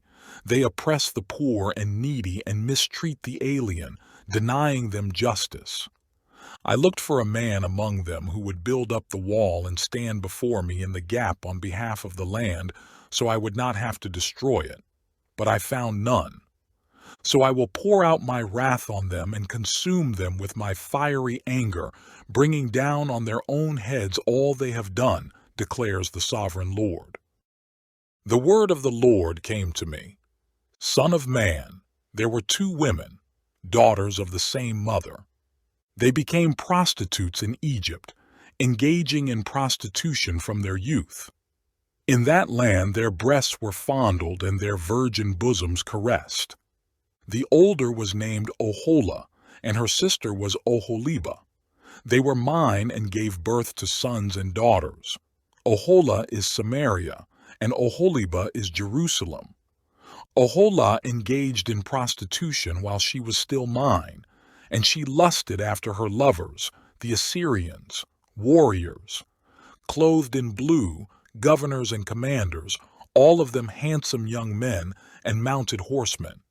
She gave herself as a prostitute to all the elite of the Assyrians, and defiled herself with all the idols of everyone she lusted after. She did not give up the prostitution she began in Egypt, when during her youth men slept with her, caressed her virgin bosom, and poured out their lust upon her. Therefore I handed her over to her lovers, the Assyrians for whom she lusted. They stripped her naked, took away her sons and daughters, and killed her with the sword. She became a byword among women, and punishment was inflicted on her. Her sister Oholibah saw this, yet in her lust and prostitution she was more depraved than her sister. She too lusted after the Assyrians, governors and commanders, warriors in full dress, mounted horsemen, all handsome young men. I saw that she too defiled herself. Both of them went the same way. But she carried her prostitution still further. She saw men portrayed on a wall, figures of Chaldeans portrayed in red, with belts around their waists and flowing turbans on their heads. All of them looked like Babylonian chariot officers, natives of Chaldea. As soon as she saw them, she lusted after them and sent messengers to them in Chaldea. Then the Babylonians came to her, to the bed of love, and in their lust they defiled her. After she had been defiled by them, she turned away from them in disgust. When she carried on her prostitution openly and exposed her nakedness, I turned away from her in disgust, just as I had turned away from her sister. Yet she became more and more promiscuous as she recalled the days of her youth, when she was a prostitute in Egypt. There she lusted after her lovers, whose genitals were like those of donkeys and whose emission was like that of horses. So you longed for the lewdness of your youth, when in Egypt your bosom was caressed and your young breasts fondled. Therefore, Oholibah, this is what the sovereign Lord says: I will stir up your lovers against you, those you turned away from in disgust, and I will bring them against you from every side. The Babylonians and all the Chaldeans, the men of Pekod and Shoa and Koa, and all the Assyrians with them, handsome young men, all of them governors and commanders, chariot officers and men of high rank, all mounted on horses. They will come against you with weapons, chariots and wagons, and with a throng of people. They will take up positions against you on every side with large and small shields and with helmets. I will turn you over to them for punishment, and they will punish you according to their standards. I will direct my jealous anger against you, and they will deal with you in fury. They will cut off your noses and your ears, and those of you who are left will fall by the sword. They will take away your sons and daughters, and those of you who are left will be consumed by fire. They will also strip you of your clothes and take your fine jewelry. So I will put a stop to the lewdness and prostitution you began in Egypt. You will not look on these things with longing or remember Egypt anymore. For this is what the sovereign Lord says: I am about to hand you over to those you hate, to those you turned away from in disgust. They will deal with you in hatred and take away everything you have worked for. They will leave you naked and bare, and the shame of your prostitution will be exposed. Your lewdness and promiscuity have brought this upon you, because you lusted after the nations and defiled yourself with their idols. You have gone the way of your sister, so I will put her cup into your hand. This is what the sovereign Lord says: You will drink your sister's cup, a cup large and deep. It will bring scorn and derision, for it holds so much. You will be filled with drunkenness and sorrow, the cup of ruin and desolation, the cup of your sister Samaria. You will drink it and drain it dry. You will dash it to pieces and tear your breasts. I have spoken, declares the sovereign Lord. Therefore, this is what the sovereign Lord says. Since you have forgotten me and thrust me behind your back, you must bear the consequences of your lewdness and prostitution. The Lord said to me, Son of man, will you judge Oholah and Oholibah? Then confront them with their detestable practices, for they have committed adultery and blood is on their hands. They committed adultery with their idols. They even sacrificed their children, whom they bore to me, as food for them. They have also done this to me. At that same time they defiled my sanctuary and desecrated my Sabbaths. On the very day they sacrificed their children to their idols, they entered my sanctuary and desecrated it. That is what they did in my house.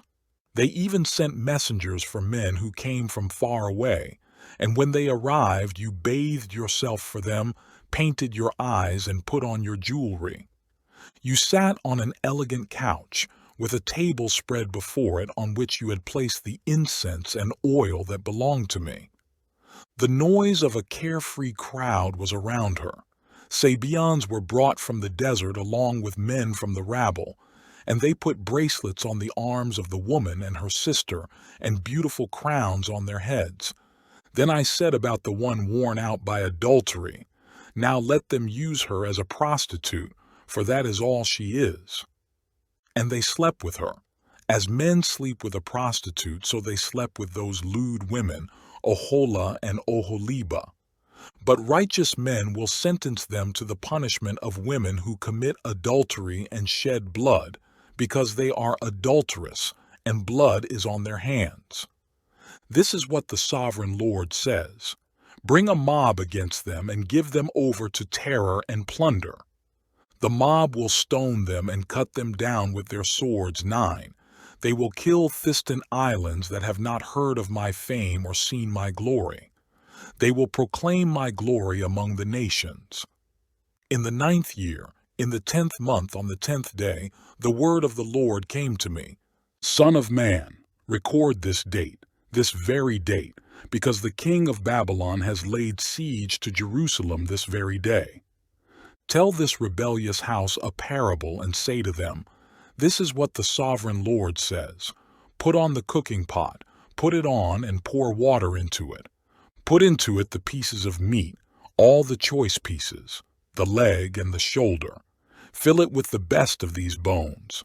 Take the pick of the flock. Pile wood beneath it for the bones. Bring it to a boil and cook the bones in it. For this is what the sovereign Lord says. Woe to the city of bloodshed, to the pot now encrusted, whose deposit will not go away. Empty it piece by piece without casting lots for them.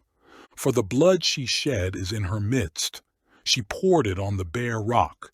She did not pour it on the ground where the dust would cover it. To stir up wrath and take revenge, I put her blood on the bare rock so that it would not be covered. Therefore, this is what the sovereign Lord says. Woe to the city of bloodshed! I too will pile the wood high. So heap on the wood and kindle the fire. Cook the meat well, mixing in the spices, and let the bones be charred. Then set the empty pot on the coals till it becomes hot, and its copper glows so its impurities may be melted and its deposit burned away. It has frustrated all efforts. Its heavy deposit has not been removed, not even by fire. Now your impurity is lewdness. Because I tried to cleanse you, but you would not be cleansed from your impurity. You will not be clean again until my wrath against you has subsided. I, the Lord, have spoken. The time has come for me to act. I will not hold back. I will not have pity, nor will I relent. You will be judged according to your conduct and your actions, declares the sovereign Lord. The word of the Lord came to me. Son of man, with one blow I am about to take away from you the delight of your eyes. Yet do not lament or weep or shed any tears. Groan quietly. Do not mourn for the dead. Keep your turban fastened and your sandals on your feet. Do not cover the lower part of your face or eat the customary food of mourners. So I spoke to the people in the morning, and in the evening my wife died. The next morning I did as I had been commanded. Then the people asked me, "Won't you tell us what these things have to do with us?" So I said to them, "The word of the Lord came to me. Say to the house of Israel, this is what the sovereign Lord says. I am about to desecrate my sanctuary, the stronghold in which you take pride, the delight of your eyes, the object of your affection. The sons and daughters you left behind will fall by the sword, and you will do as I have done. You will not cover the lower part of your face or eat the customary food of mourners. You will keep your turbans on your heads and your sandals on your feet. You will not mourn or weep, but will waste away because of your sins and groan among yourselves. Ezekiel will be assigned to you. You will do just as he has done.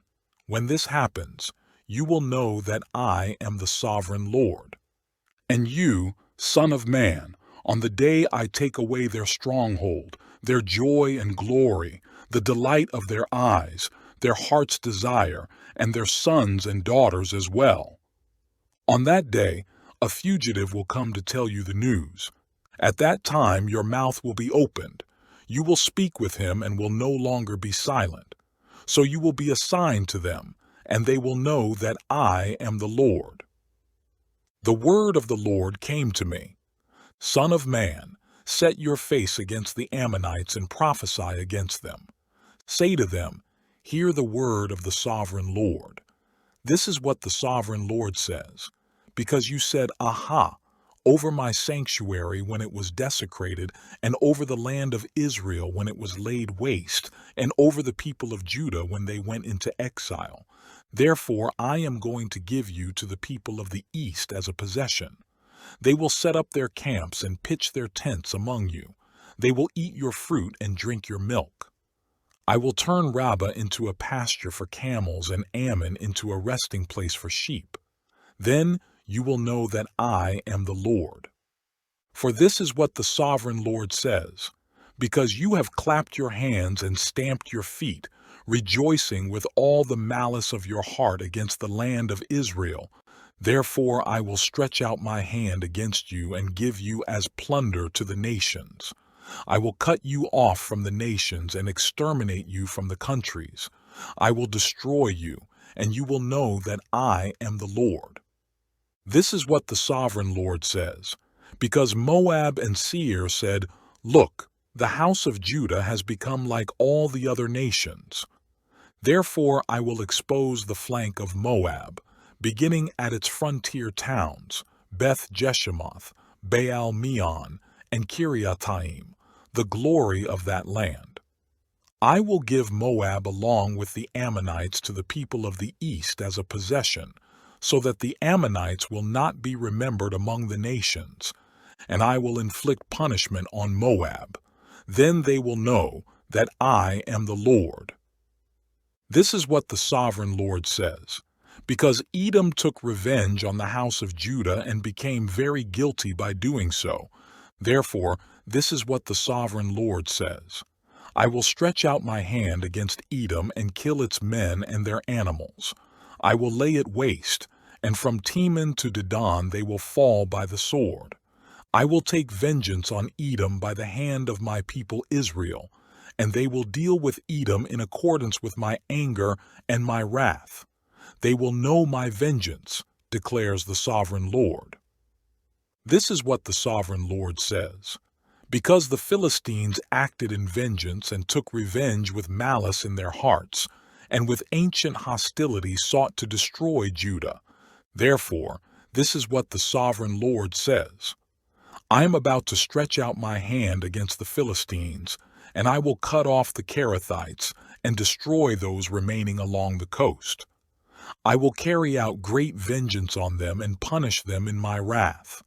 Then they will know that I am the Lord when I take vengeance on them. In the 11th year, on the first day of the month, the word of the Lord came to me. Son of man, because Tyre has said of Jerusalem, Aha!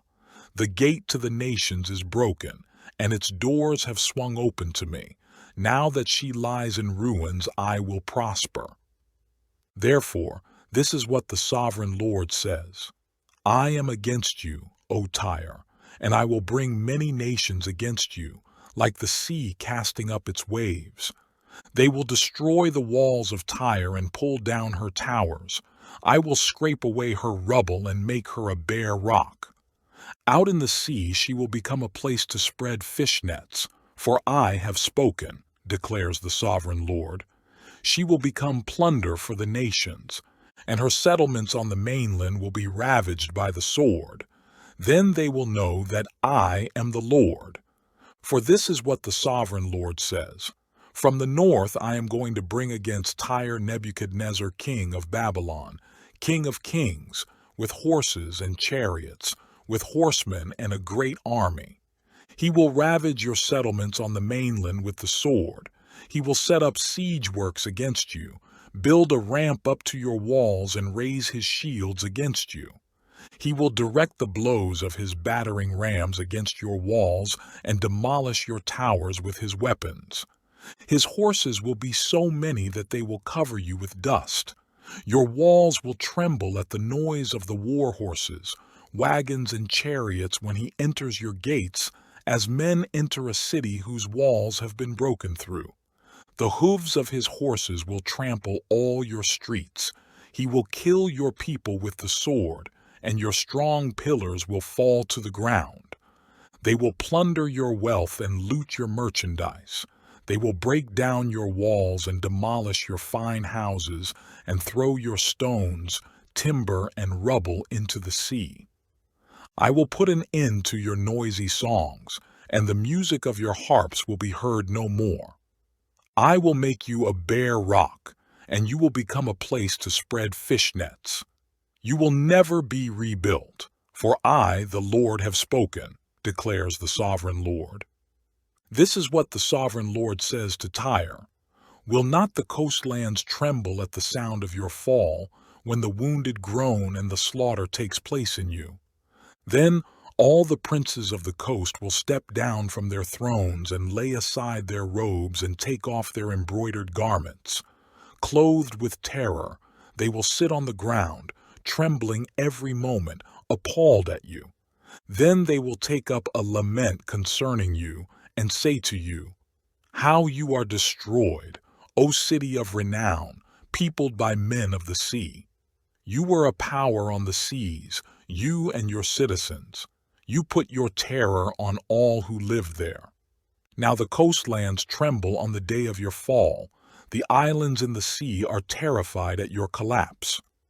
This is what the sovereign Lord says. When I make you a desolate city, like cities no longer inhabited, and when I bring the ocean depths over you and its vast waters cover you, then I will bring you down with those who go down to the pit, to the people of long ago. I will make you dwell in the earth below, as in ancient ruins, with those who go down to the pit, and you will not return or take your place in the land of the living. I will bring you to a horrible end, and you will be no more. You will be sought, but you will never again be found, declares the sovereign Lord. The word of the Lord came to me. Son of man, take up a lament concerning Tyre. Say to Tyre, situated at the gateway to the sea, merchant of peoples on many coasts, this is what the sovereign Lord says. You say, O Tyre, I am perfect in beauty. Your domain was on the high seas. Your builders brought your beauty to perfection. They made all your timbers of pine trees from Sinir. They took a cedar from Lebanon to make a mast for you. Of oaks from Bashan they made your oars. Of cypress wood from the coasts of Cyprus they made your deck, inlaid with ivory. Fine embroidered linen from Egypt was your sail, and served as your banner. Your awnings were of blue and purple from the coasts of Elisha. Men of Sidon and Arvad were your oarsmen. Your skilled men, O Tyre, were aboard as your seamen. Veteran craftsmen of Gebal were on board as shipwrights to caulk your seams. All the ships of the sea and their sailors came alongside to trade for your wares. Men of Persia, Lydia, and Put served as soldiers in your army. They hung their shields and helmets on your walls, bringing you splendor. Men of Arvad and Helek manned your walls on every side. Men of Gamad were in your towers. They hung their shields around your walls. They brought your beauty to perfection. Tarshish did business with you because of your great wealth of goods. They exchanged silver, iron, tin, and lead for your merchandise. Greece, Tubal, and Meshech traded with you. They exchanged slaves and articles of bronze for your wares. Men of Beth Togarmah exchanged workhorses, war horses, and mules for your merchandise. The men of Rhodes traded with you, and many coastlands were your customers. They paid you with ivory tusks and ebony. Aram did business with you because of your many products. They exchanged turquoise, purple fabric, embroidered work, fine linen, coral, and rubies for your merchandise. Judah and Israel traded with you.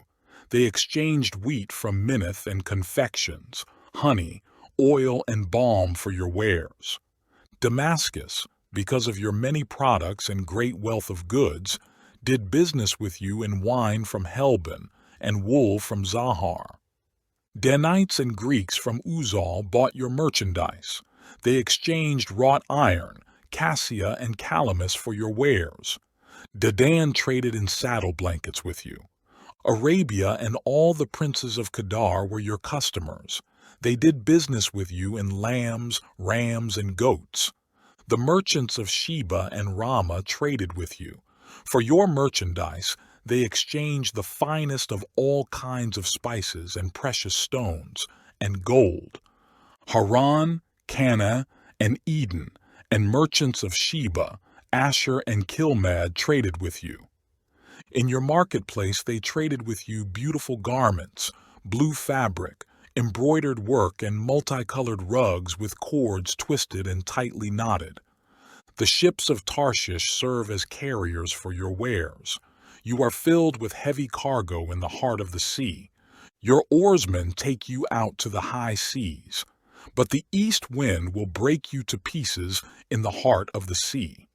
Your wealth, merchandise, and wares, your mariners, seamen, and shipwrights, your merchants and all your soldiers, and everyone else on board will sink into the heart of the sea on the day of your shipwreck. The shorelands will quake when your seamen cry out. All who handle the oars will abandon their ships.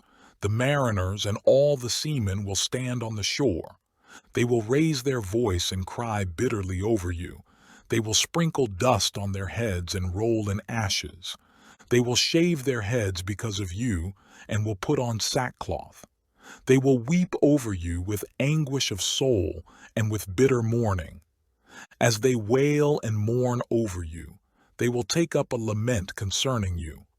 Who was ever silenced like Tyre, surrounded by the sea? When your merchandise went out on the seas, you satisfied many nations. With your great wealth and your wares, you enriched the kings of the earth. Now you are shattered by the sea in the depths of the waters. Your wares and all your company have gone down with you. All who live in the coastlands are appalled at you. Their kings shudder with horror, and their faces are distorted with fear. The merchants among the nations hiss at you. You have come to a horrible end and will be no more. The word of the Lord came to me. Son of man, say to the ruler of Tyre, this is what the sovereign Lord says. In the pride of your heart you say, I am a god. I sit on the throne of a god in the heart of the seas. But you are a man and not a god, though you think you are as wise as a god. Are you wiser than Daniel?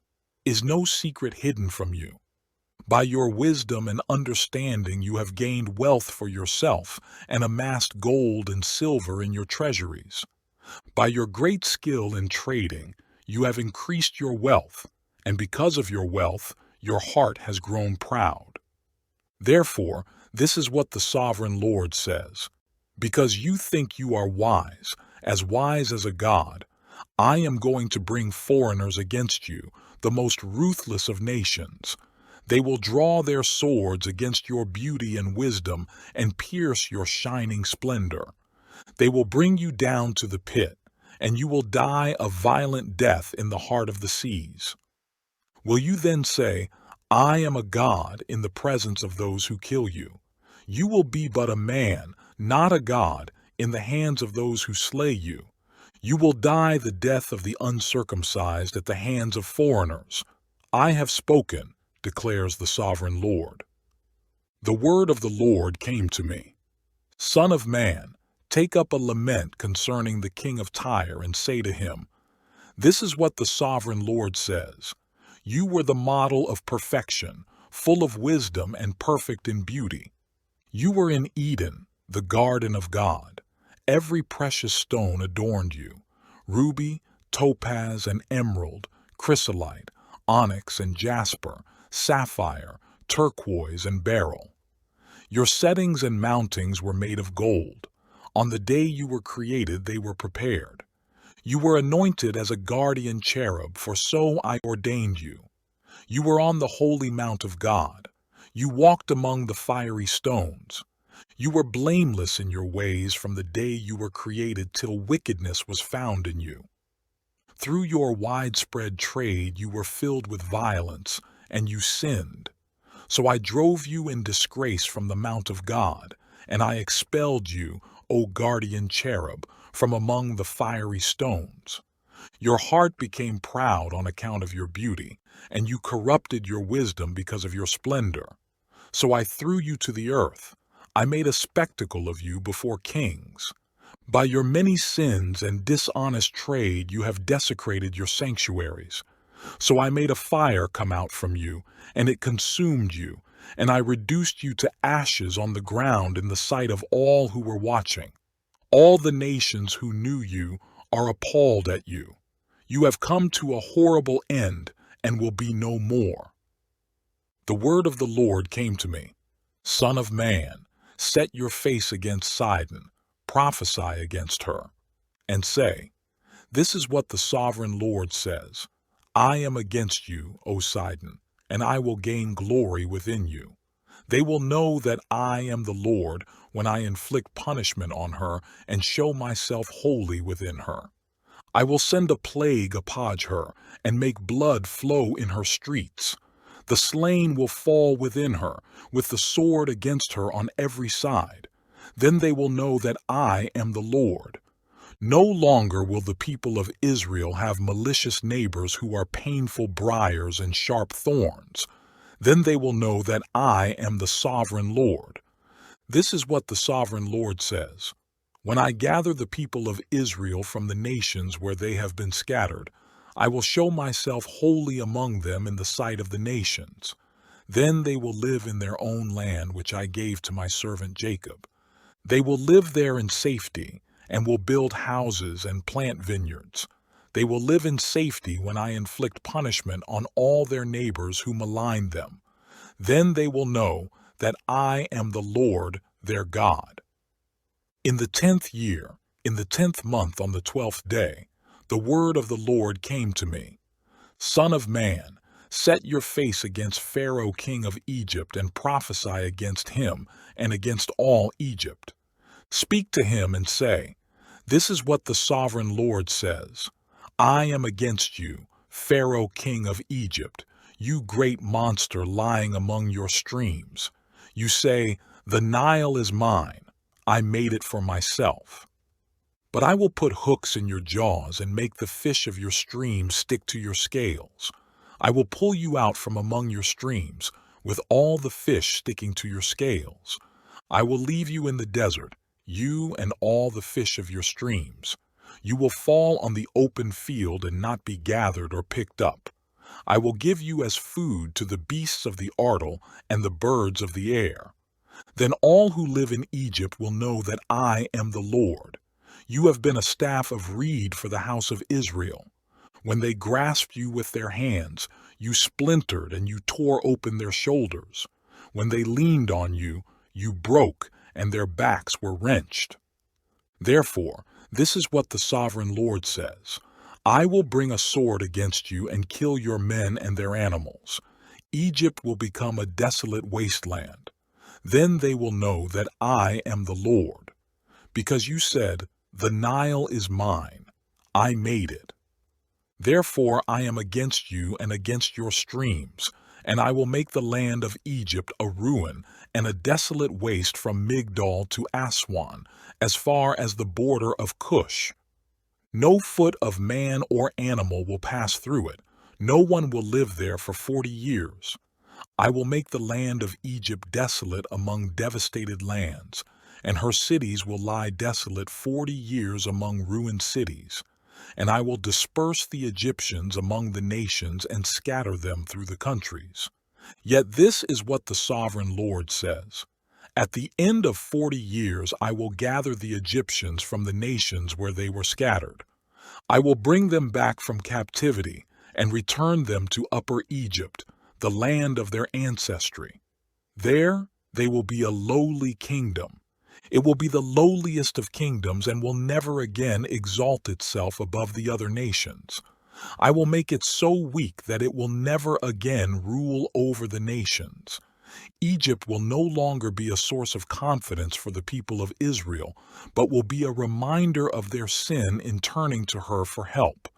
Then they will know that I am the sovereign Lord. In the 27th year, in the first month on the first day, the word of the Lord came to me. Son of man, Nebuchadnezzar king of Babylon drove his army in a hard campaign against Tyre.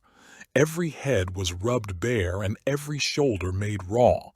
Yet he and his army got no reward from the campaign he led against Tyre. Therefore, this is what the sovereign Lord says. I am going to give Egypt to Nebuchadnezzar king of Babylon, and he will carry off its wealth. He will loot and plunder the land as pay for his army. I have given him Egypt as a reward for his efforts because he and his army did it for me, declares the sovereign Lord. On that day, I will make a horn grow for the house of Israel, and I will open your mouth among them. Then they will know that I am the Lord.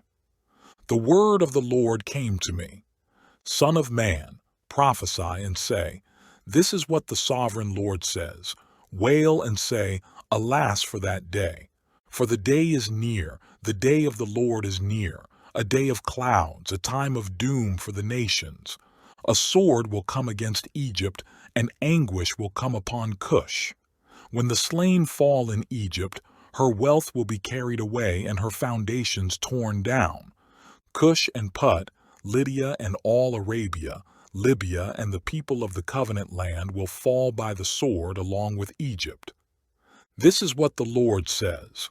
The allies of Egypt will fall and her proud strength will fail. From Migdol to Aswan they will fall by the sword within her, declares the sovereign Lord. They will be desolate among desolate lands, and their cities will lie among ruined cities. Then they will know that I am the Lord, when I set fire to Egypt and all her helpers are crushed. On that day messengers will go out from me in ships to frighten Cush out of her complacency.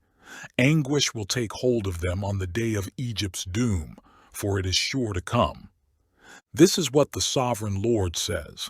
I will put an end to the hordes of Egypt by the hand of Nebuchadnezzar king of Babylon. He and his army, the most ruthless of nations, will be brought in to destroy the land. They will draw their swords against Egypt and fill the land with the slain. I will dry up the streams of the Nile and sell the land to evil men. By the hand of foreigners I will lay waste the land and everything in it. I, the Lord, have spoken. This is what the sovereign Lord says. I will destroy the idols and put an end to the images in Memphis. No longer will there be a prince in Egypt, and I will spread fear throughout the land. I will lay waste Upper Egypt, set fire to Zoan, and inflict punishment on Thebes. I will pour out my wrath on Pelusium, the stronghold of Egypt, and cut off the hordes of Thebes. I will set fire to Egypt. Pelusium will writhe in agony. Thebes will be taken by storm. Memphis will be in constant distress. The young men of Heliopolis and Bubastis will fall by the sword, and the cities themselves will go into captivity. Dark will be the day at Tahpanhes when I break the yoke of Egypt. There her proud strength will come to an end. She will be covered with clouds, and her villages will go into captivity. So I will inflict punishment on Egypt, and they will know that I am the Lord. In the 11th year, in the 1st month on the 7th day, the word of the Lord came to me. Son of man, I have broken the arm of Pharaoh king of Egypt. It has not been bound up for healing or put in a splint so as to become strong enough to hold a sword. Therefore, this is what the sovereign Lord says. I am against Pharaoh king of Egypt. I will break both his arms, the good arm as well as the broken one, and make the sword fall from his hand. I will disperse the Egyptians among the nations and scatter them through the countries. I will strengthen the arms of the king of Babylon and put my sword in his hand. But I will break the arms of Pharaoh, and he will groan before him like a mortally wounded man. I will strengthen the arms of the king of Babylon, but the arms of Pharaoh will fall limp. Then they will know that I am the Lord, when I put my sword into the hand of the king of Babylon, and he brandishes it against Egypt. I will disperse the Egyptians among the nations and scatter them through the countries. Then they will know that I am the Lord. In the 11th year, in the 3rd month on the 1st day, the word of the Lord came to me. Son of man, say to Pharaoh king of Egypt and to his hordes, who can be compared with you in majesty? Consider Assyria, once a cedar in Lebanon, with beautiful branches overshadowing the forest. It towered on high, its top above the thick foliage. The waters nourished it. Deep springs made it grow tall. Their streams flowed all around its base and sent their channels to all the trees of the field. So it towered higher than all the trees of the field. Its boughs increased and its branches grew long, spreading because of abundant waters. All the birds of the air nested in its boughs. All the beasts of the field gave birth under its branches. All the great nations lived in its shade. It was majestic in beauty, with its spreading boughs, for its roots went down to abundant waters. The cedars in the garden of God could not rival it, nor could the pine trees equal its boughs, nor could the plane trees compare with its branches. No tree in the garden of God could match its beauty. I made it beautiful with abundant branches, the envy of all the trees of Eden in the garden of God. Therefore, this is what the sovereign Lord says. Because it towered on high, lifting its top above the thick foliage, and because it was proud of its height, I handed it over to the ruler of the nations, for him to deal with according to its wickedness. I cast it aside, and the most ruthless of foreign nations cut it down and left it. Its boughs fell on the mountains and in all the valleys. Its branches lay broken in all the ravines of the land. All the nations of the earth came out from under its shade and left it.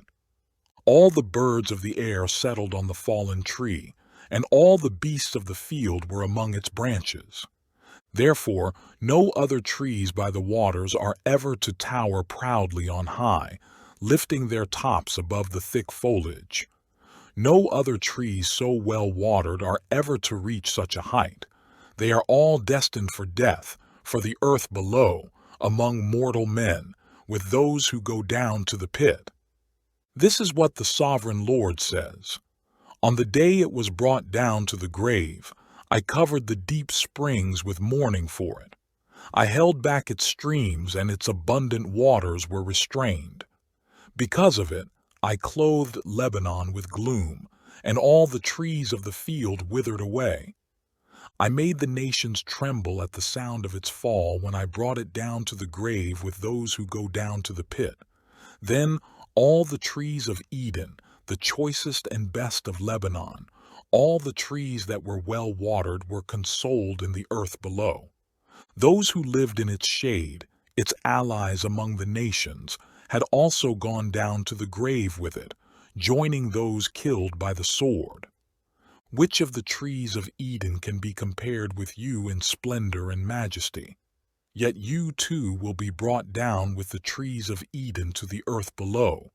You will lie among the uncircumcised, with those killed by the sword. This is Pharaoh and all his hordes, declares the sovereign Lord. In the 12th year, in the 12th month on the first day, the word of the Lord came to me. Son of man, take up a lament concerning Pharaoh king of Egypt and say to him, You are like a lion among the nations. You are like a monster in the seas, thrashing about in your streams, churning the water with your feet and muddying the streams. This is what the sovereign Lord says. With a great throng of people I will cast my net over you, and they will haul you up in my net. I will throw you on the land and hurl you on the open field. I will let all the birds of the air settle on you, and all the beasts of the earth gorge themselves on you. I will spread your flesh on the mountains and fill the valleys with your remains. I will drench the land with your flowing blood all the way to the mountains, and the ravines will be filled with your flesh. When I snuff you out, I will cover the heavens and darken their stars. I will cover the sun with a cloud, and the moon will not give its light. All the shining lights in the heavens I will darken over you. I will bring darkness over your land, declares the sovereign Lord. I will trouble the hearts of many peoples when I bring about your destruction among the nations, among lands you have not known. I will cause many peoples to be appalled at you, and their kings will shudder with horror because of you when I brandish my sword before them. On the day of your downfall, each of them will tremble every moment for his life. For this is what the sovereign Lord says. The sword of the king of Babylon will come against you. I will cause your hordes to fall by the swords of mighty men, the most ruthless of all nations. They will shatter the pride of Egypt, and all her hordes will be overthrown. I will destroy all her cattle from beside abundant waters, no longer to be stirred by the foot of man or muddied by the hooves of cattle.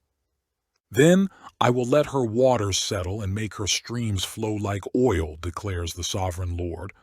When I make Egypt desolate and strip the land of everything in it, when I strike down all who live there, then they will know that I am the Lord. This is the lament they will chant for her. The daughters of the nations will chant it. For Egypt and all her hordes they will chant it, declares the sovereign Lord. In the 12th year, on the 15th day of the month, the word of the Lord came to me. Son of man, wail for the hordes of Egypt and consign to the earth below both her and the daughters of mighty nations, with those who go down to the pit. Say to them, Are you more favored than others? Go down and be laid among the uncircumcised. They will fall among those killed by the sword. The sword is drawn. Let her be dragged off with all her hordes. From within the grave the mighty leaders will say of Egypt and her allies, They have come down and they lie with the uncircumcised, with those killed by the sword. Assyria is there with her whole army. She is surrounded by the graves of all her slain, all who have fallen by the sword. Their graves are in the depths of the pit, and her army lies around her grave. All who had spread terror in the land of the living are slain, fallen by the sword. Elam is there, with all her hordes around her grave. All of them are slain, fallen by the sword. All who had spread terror in the land of the living went down uncircumcised to the earth below. They bear their shame with those who go down to the pit. A bed is made for her among the slain, with all her hordes around her grave. All of them are uncircumcised, killed by the sword. Because their terror had spread in the land of the living, they bear their shame with those who go down to the pit. They are laid among the slain. Meshech and Tubal are there, with all their hordes around their graves. All of them are uncircumcised, killed by the sword because they spread their terror in the land of the living. Do they not lie with the other uncircumcised warriors who have fallen, who went down to the grave with their weapons of war, whose swords were placed under their heads? The punishment for their sins rested on their bones, though the terror of these warriors had stalked through the land of the living. You too, O Pharaoh, will be broken, and will lie among the uncircumcised with those killed by the sword.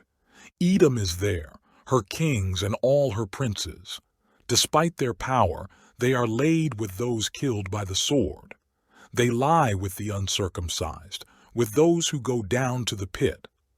All the princes of the north and all the Sidonians are there. They went down with the slain in disgrace despite the terror caused by their power. They lie uncircumcised with those killed by the sword and bear their shame with those who go down to the pit. Pharaoh, he and all his army, will see them, and he will be consoled for all his hordes that were killed by the sword, declares the sovereign Lord. Although I had him spread terror in the land of the living, Pharaoh and all his hordes will be laid among the uncircumcised, with those killed by the sword, declares the sovereign Lord. The word of the Lord came to me. Son of man, speak to your countrymen and say to them, when I bring the sword against a land, and the people of the land choose one of their men and make him their watchman, and he sees the sword coming against the land and blows the trumpet to warn the people, then if anyone hears the trumpet but does not take warning, and the sword comes and takes his life, his blood will be on his own head. Since he heard the sound of the trumpet but did not take warning, his blood will be on his own head. If he had taken warning, he would have saved himself. But if the watchman sees the sword coming, and does not blow the trumpet to warn the people, and the sword comes and takes the life of one of them, that man will be taken away because of his sin, but I will hold the watchman accountable for his blood.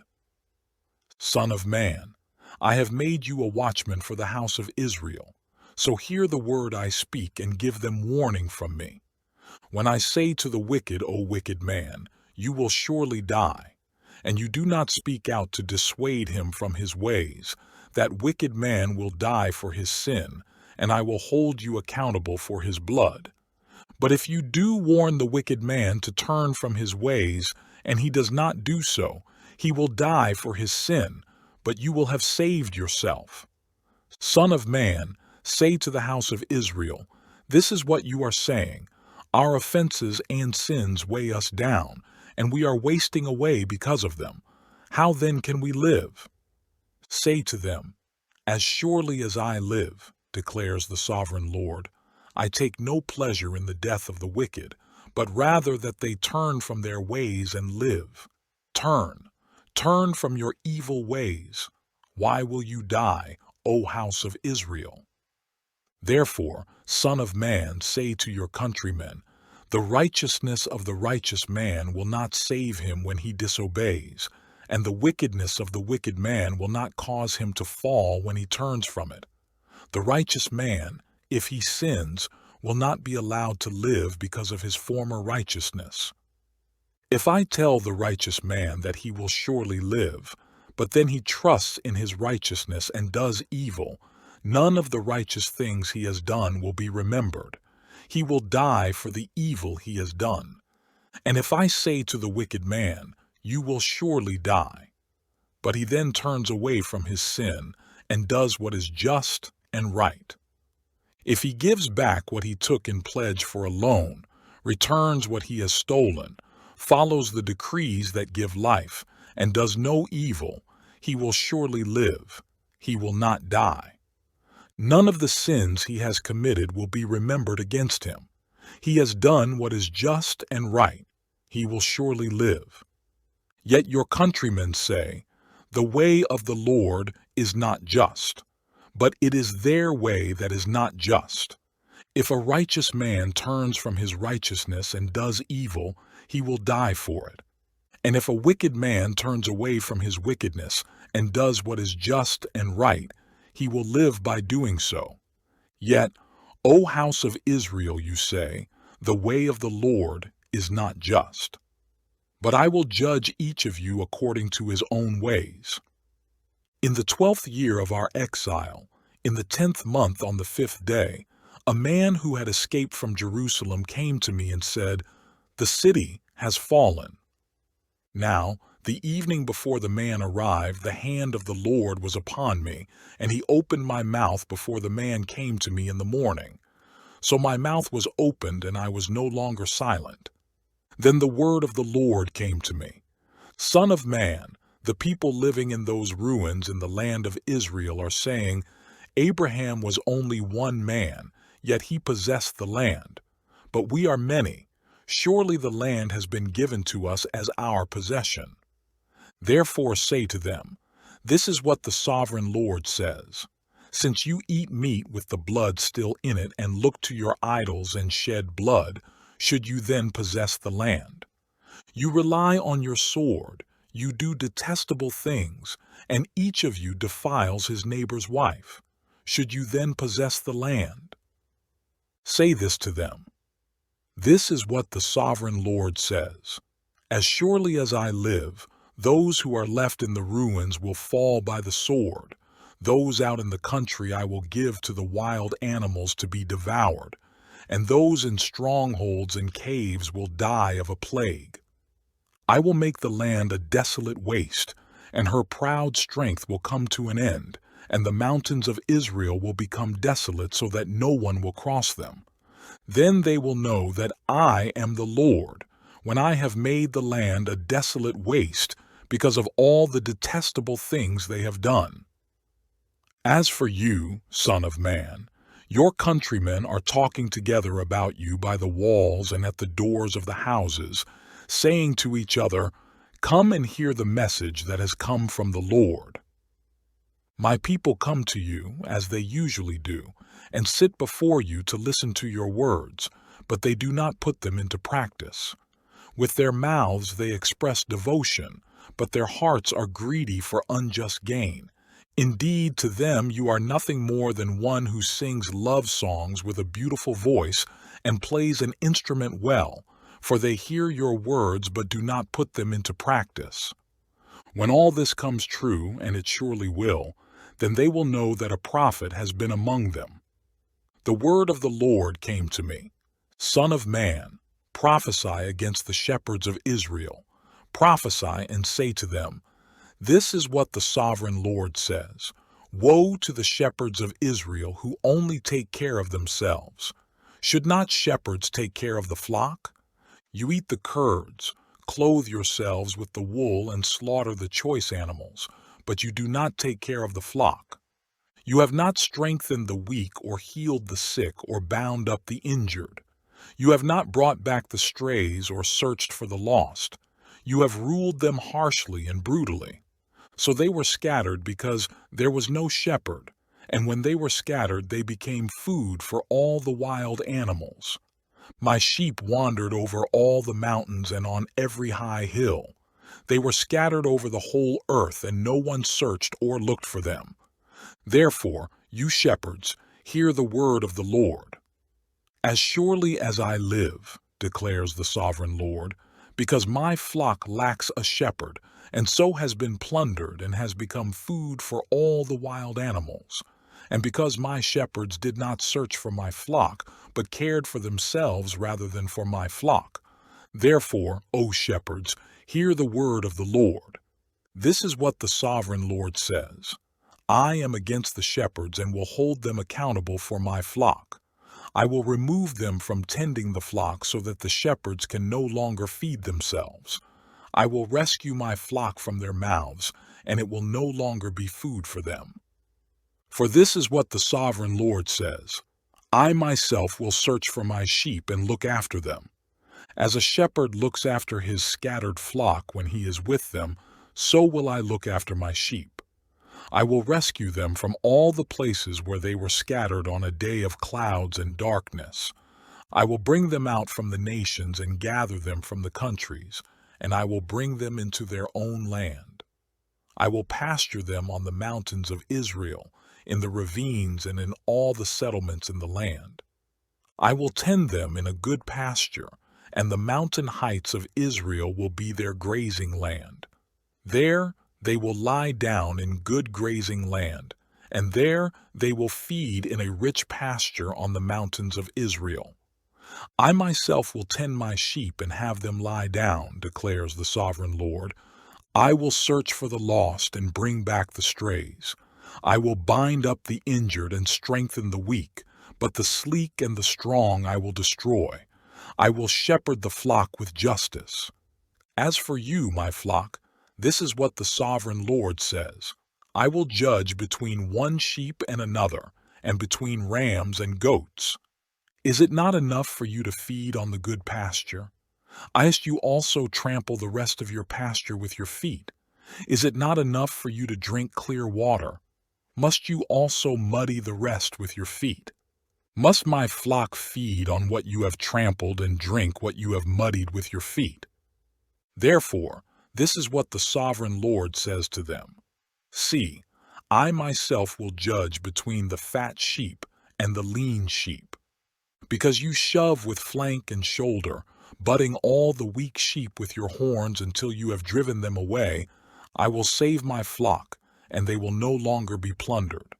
I will judge between one sheep and another. I will place over them one shepherd, my servant David, and he will tend them. He will tend them and be their shepherd. I, the Lord, will be their God, and my servant David will be prince among them. I, the Lord, have spoken. I will make a covenant of peace with them and rid the land of wild beasts so that they may live in the desert and sleep in the forests in safety. I will bless them in the places surrounding my hill. I will send down showers in season. There will be showers of blessing. The trees of the field will yield their fruit, and the ground will yield its crops. The people will be secure in their land.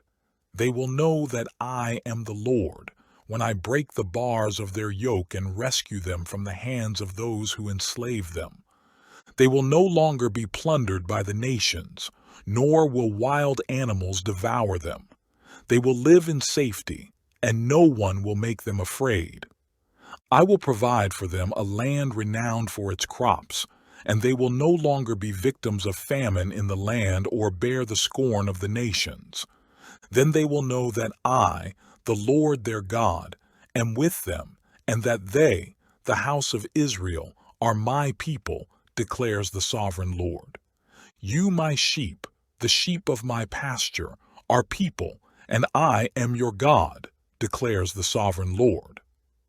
The word of the Lord came to me: Son of man, set your face against Mount Seir, prophesy against it, and say, This is what the sovereign Lord says: I am against you, Mount Seir, and I will stretch out my hand against you and make you a desolate waste. I will turn your towns into ruins, and you will be desolate. Then you will know that I am the Lord. Because you harbored an ancient hostility and delivered the Israelites over to the sword at the time of their calamity, the time their punishment reached its climax. Therefore, as surely as I live, declares the sovereign Lord, I will give you over to bloodshed, and it will pursue you. Since you did not hate bloodshed, bloodshed will pursue you. I will make Mount Seir a desolate waste and cut off from it all who come and go. I will fill your mountains with the slain. Those killed by the sword will fall on your hills and in your valleys and in all your ravines. I will make you desolate forever. Your towns will not be inhabited. Then you will know that I am the Lord. Because you have said, These two nations and countries will be ours, and we will take possession of them. Even though I, the Lord, was there, Therefore, as surely as I live, declares the sovereign Lord, I will treat you in accordance with the anger and jealousy you showed in your hatred of them, and I will make myself known among them when I judge you. Then you will know that I, the Lord, have heard all the contemptible things you have said against the mountains of Israel. You said, "They have been laid waste and have been given over to us to devour." You boasted against me and spoke against me without restraint, and I heard it. This is what the sovereign Lord says: while the whole earth rejoices, I will make you desolate. Because you rejoiced when the inheritance of the house of Israel became desolate, that is how I will treat you. You will be desolate, O Mount Seir, you and all of Edom. Then they will know that I am the Lord. Son of man, prophesy to the mountains of Israel and say, O mountains of Israel, hear the word of the Lord. This is what the sovereign Lord says. The enemy said of you, Aha! The ancient heights have become our possession. Therefore, prophesy and say, This is what the sovereign Lord says. Because they ravaged and hounded you from every side so that you became the possession of the rest of the nations, and the object of people's malicious talk and slander, therefore, O mountains of Israel, hear the word of the sovereign Lord. This is what the sovereign Lord says to the mountains and hills, to the ravines and valleys, to the desolate ruins and the deserted towns that have been plundered and ridiculed by the rest of the nations around you. This is what the sovereign Lord says. In my burning zeal I have spoken against the rest of the nations and against all Edom, for with glee and with malice in their hearts they made my land their own possession so that they might plunder its pasture land. Therefore, prophesy concerning the land of Israel and say to the mountains and hills, to the ravines and valleys, This is what the sovereign Lord says. I speak in my jealous wrath because you have suffered the scorn of the nations. Therefore, this is what the sovereign Lord says. I swear with uplifted hand that the nations around you will also suffer scorn. But you, O mountains of Israel, will produce branches and fruit for my people Israel, for they will soon come home. I am concerned for you and will look on you with favor. You will be plowed and sown, and I will multiply the number of people upon you, even the whole house of Israel. The towns will be inhabited and the ruins rebuilt. I will increase the number of men and animals upon you, and they will be fruitful and become numerous. I will settle people on you as in the past and will make you prosper more than before.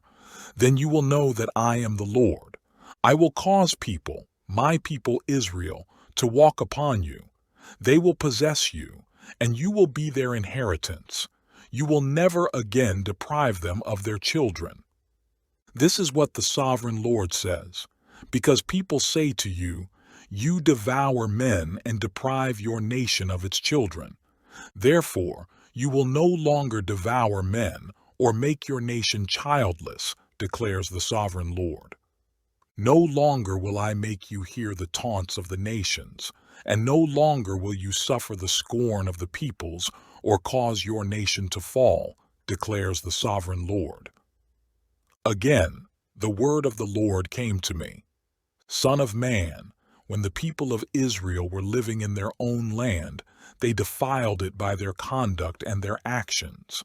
Their conduct was like a woman's monthly uncleanness in my sight. So I poured out my wrath on them because they had shed blood in the land and because they had defiled it with their idols. I dispersed them among the nations, and they were scattered through the countries. I judged them according to their conduct and their actions. And wherever they went among the nations, they profaned my holy name. For it was said of them, These are the Lord's people, and yet they had to leave his land. I had concern for my holy name, which the house of Israel profaned among the nations where they had gone. Therefore say to the house of Israel, This is what the sovereign Lord says. It is not for your sake, O house of Israel, that I am going to do these things, but for the sake of my holy name, which you have profaned among the nations where you have gone. I will show the holiness of my great name, which has been profaned among the nations, the name you have profaned among them. Then the nations will know that I am the Lord, declares the sovereign Lord, when I show myself holy through you before their eyes. For I will take you out of the nations. I will gather you from all the countries and bring you back into your own land. I will sprinkle clean water on you, and you will be clean. I will cleanse you from all your impurities and from all your idols. I will give you a new heart and put a new spirit in you.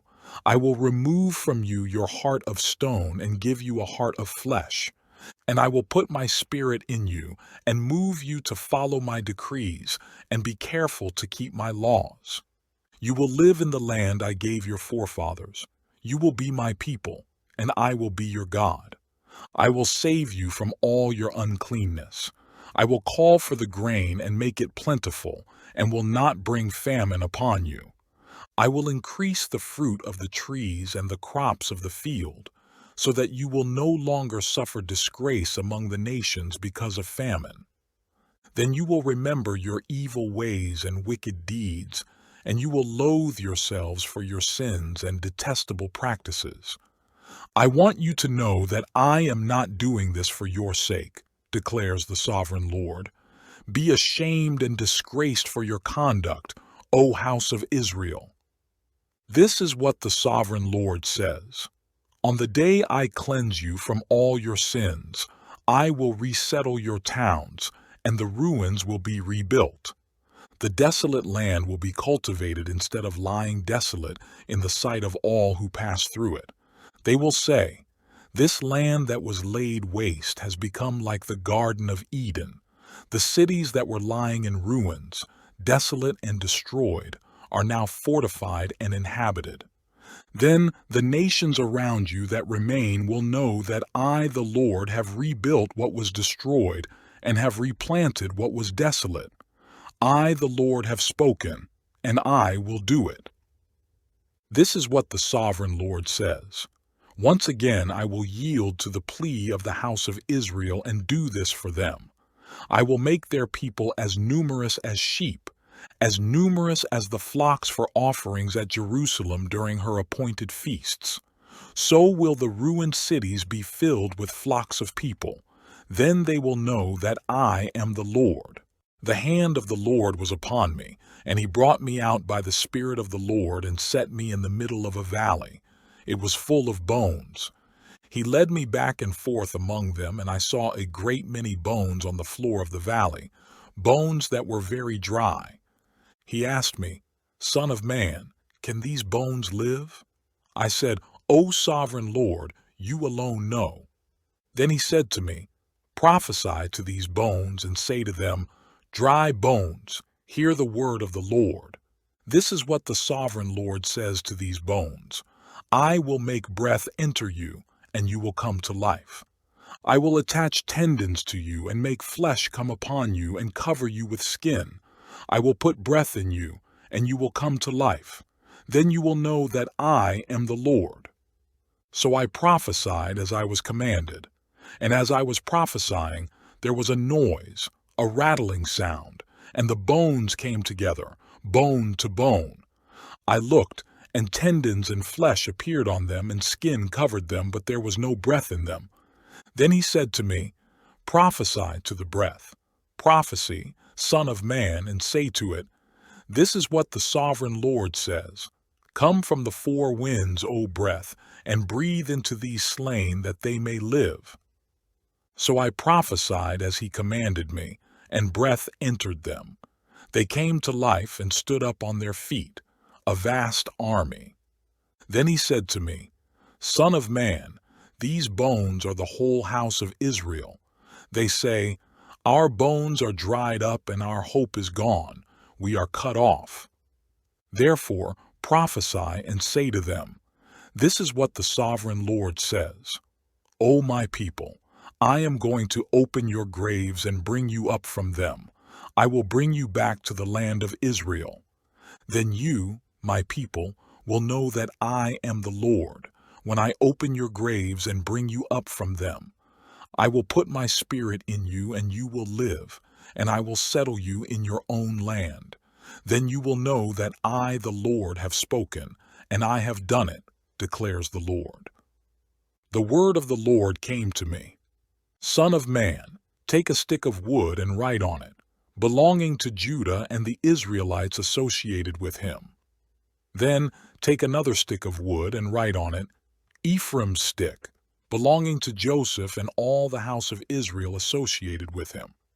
Join them together into one stick so that they will become one in your hand. When your countrymen ask you, won't you tell us what you mean by this? Say to them, this is what the sovereign Lord says. I am going to take the stick of Joseph, which is in Ephraim's hand, and of the Israelite tribes associated with him, and join it to Judah's stick, making them a single stick of wood, and they will become one in my hand. Hold before their eyes the sticks you have written on, and say to them, this is what the sovereign Lord says. I will take the Israelites out of the nations where they have gone. I will gather them from all around and bring them back into their own land. I will make them one nation in the land, on the mountains of Israel. There will be one king over all of them, and they will never again be two nations or be divided into two kingdoms. They will no longer defile themselves with their idols and vile images or with any of their offenses, for I will save them from all their sinful backsliding, and I will cleanse them. They will be my people, and I will be their God. My servant David will be king over them, and they will all have one shepherd. They will follow my laws and be careful to keep my decrees. They will live in the land I gave to my servant Jacob, the land where your fathers lived. They and their children and their children's children will live there forever, and David, my servant, will be their prince forever. I will make a covenant of peace with them. It will be an everlasting covenant. I will establish them and increase their numbers, and I will put my sanctuary among them forever. My dwelling place will be with them. I will be their God, and they will be my people. Then the nations will know that I, the Lord, make Israel holy when my sanctuary is among them forever. The word of the Lord came to me. Son of man, set your face against Gog, of the land of Magog, the chief prince of Meshech and Tubal. Prophesy against him, and say, this is what the sovereign Lord says. I am against you, O Gog, chief prince of Meshech and Tubal. I will turn you around, put hooks in your jaws, and bring you out with your whole army, your horses, your horsemen fully armed, and a great horde with large and small shields, all of them brandishing their swords. Persia, Cush, and Put will be with them, all with shields and helmets, also Gomer with all its troops, and Beth Togarmah from the far north with all its troops, the many nations with you. Get ready, be prepared, you and all the hordes gathered about you, and take command of them. After many days you will be called to arms. In future years you will invade a land that has recovered from war, whose people were gathered from many nations to the mountains of Israel, which had long been desolate. They had been brought out from the nations, and now all of them live in safety.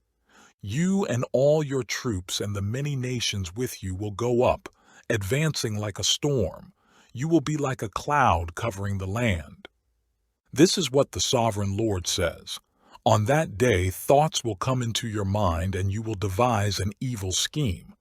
You will say, I will invade a land of unwalled villages. I will attack a peaceful and unsuspecting people, all of them living without walls and without gates and bars. I will plunder and loot and turn my hand against the resettled ruins and the people gathered from the nations, rich in livestock and goods, living at the center of the land.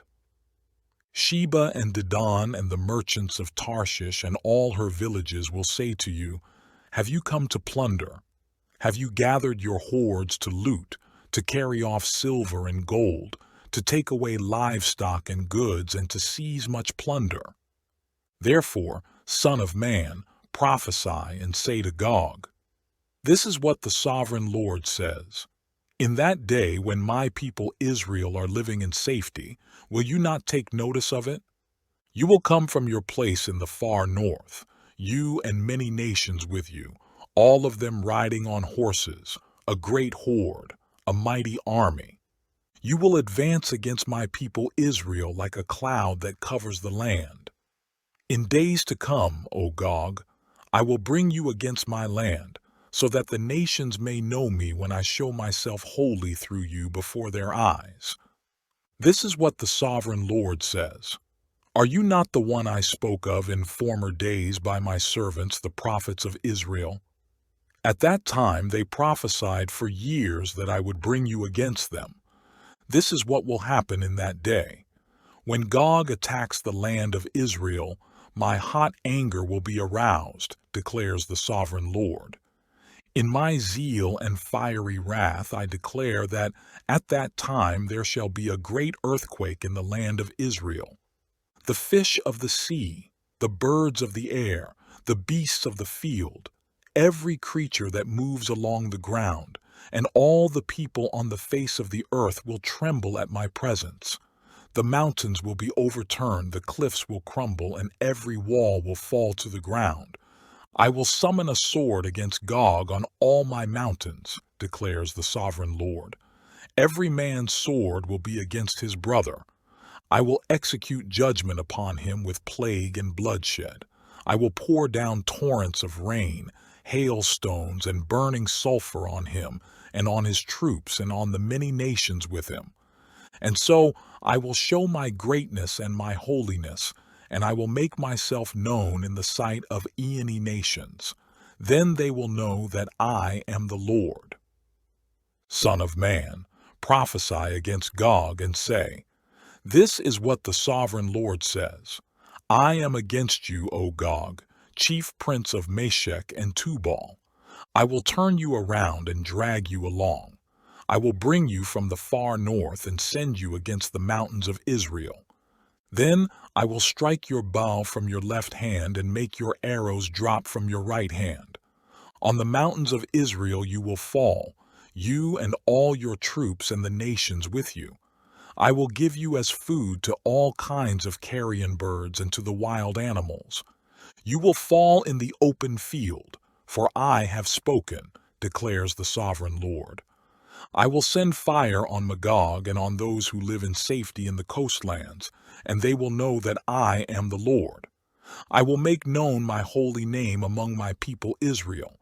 I will no longer let my holy name be profaned, and the nations will know that I, the Lord, am the Holy One in Israel. It is coming. It will surely take place, declares the sovereign Lord. This is the day I have spoken of. Then those who live in the towns of Israel will go out and use the weapons for fuel and burn them up, the small and large shields, the bows and arrows, the war clubs and spears. For 7 years they will use them for fuel. They will not need to gather wood from the fields or cut it from the forests, because they will use the weapons for fuel. And they will plunder those who plundered them and loot those who looted them, declares the sovereign Lord. On that day I will give Gog a burial place in Israel, in the valley of those who travel east toward the sea. It will block the way of travelers, because Gog and all his hordes will be buried there. So it will be called the Valley of Haman Gog. For 7 months the house of Israel will be burying them in order to cleanse the land. All the people of the land will bury them, and the day I am glorified will be a memorable day for them, declares the sovereign Lord. Men will be regularly employed to cleanse the land. Some will go throughout the land, and in addition to them, others will bury those that remain on the ground. At the end of the 7 months they will begin their search. As they go through the land and one of them sees a human bone, he will set up a marker beside it until the gravediggers have buried it in the valley of Haman Gog. Also, a town called Hamona will be there. and so they will cleanse the land.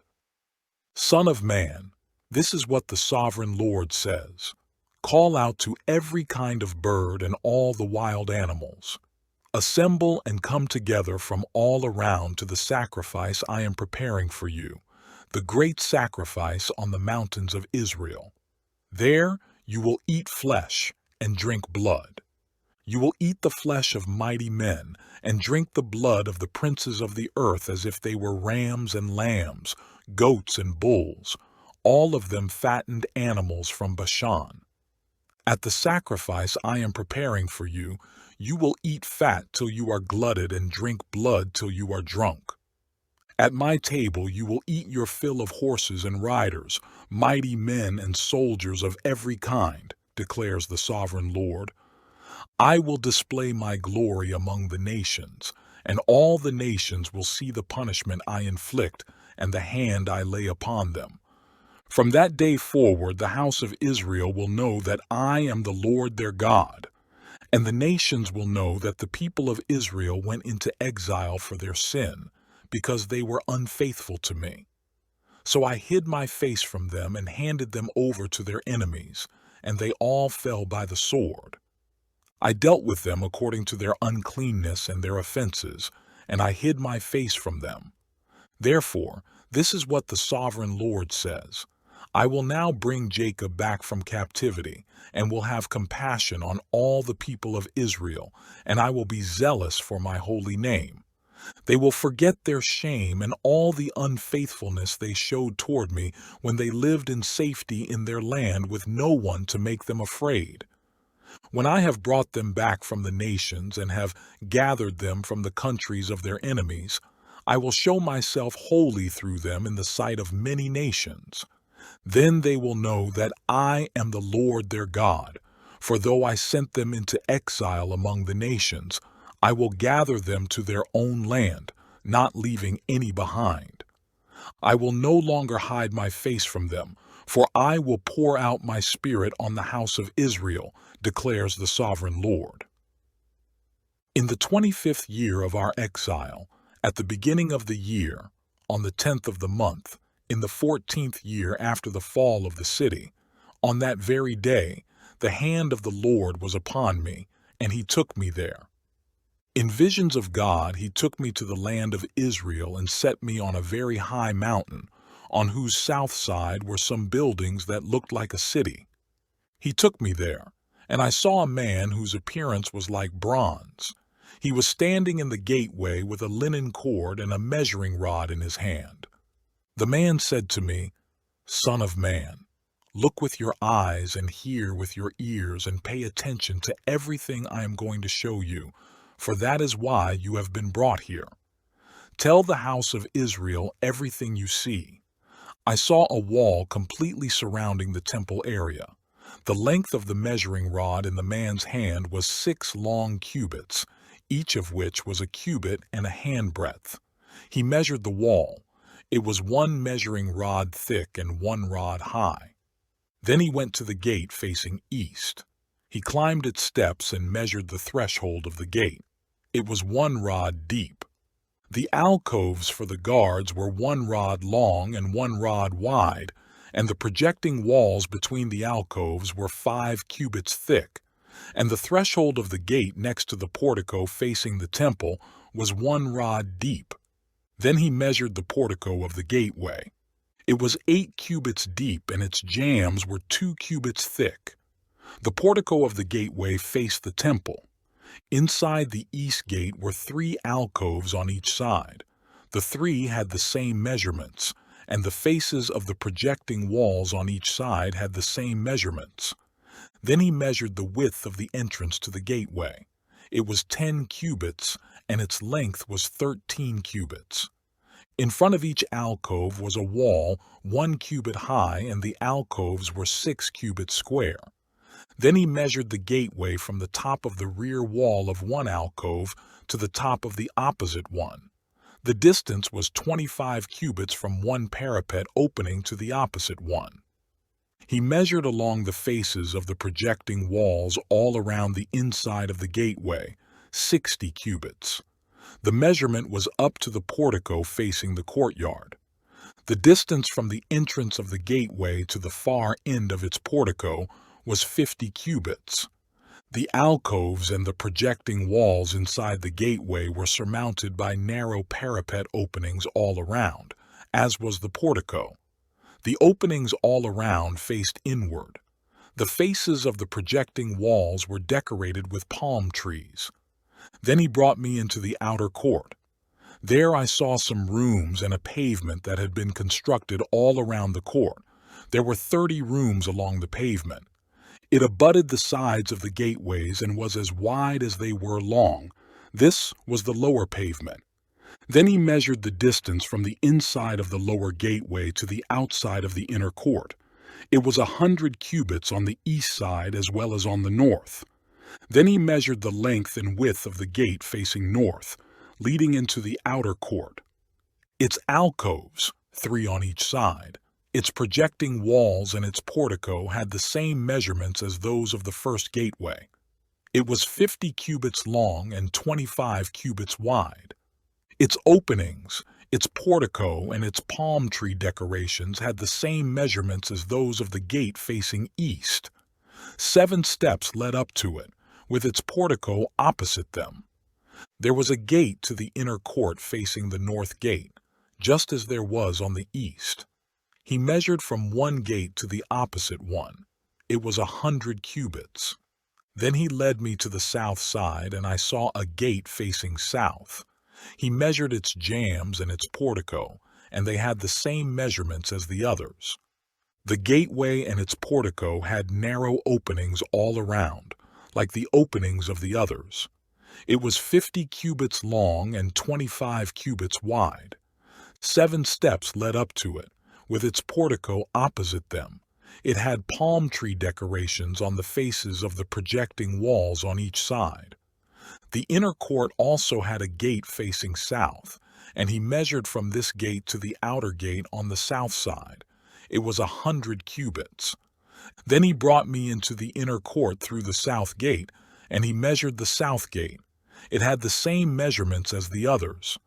Its alcoves, its projecting walls, and its portico had the same measurements as the others. The gateway and its portico had openings all around. It was 50 cubits long and 25 cubits wide. The porticos of the gateways around the inner court were 25 cubits wide and 5 cubits deep. Its portico faced the outer court.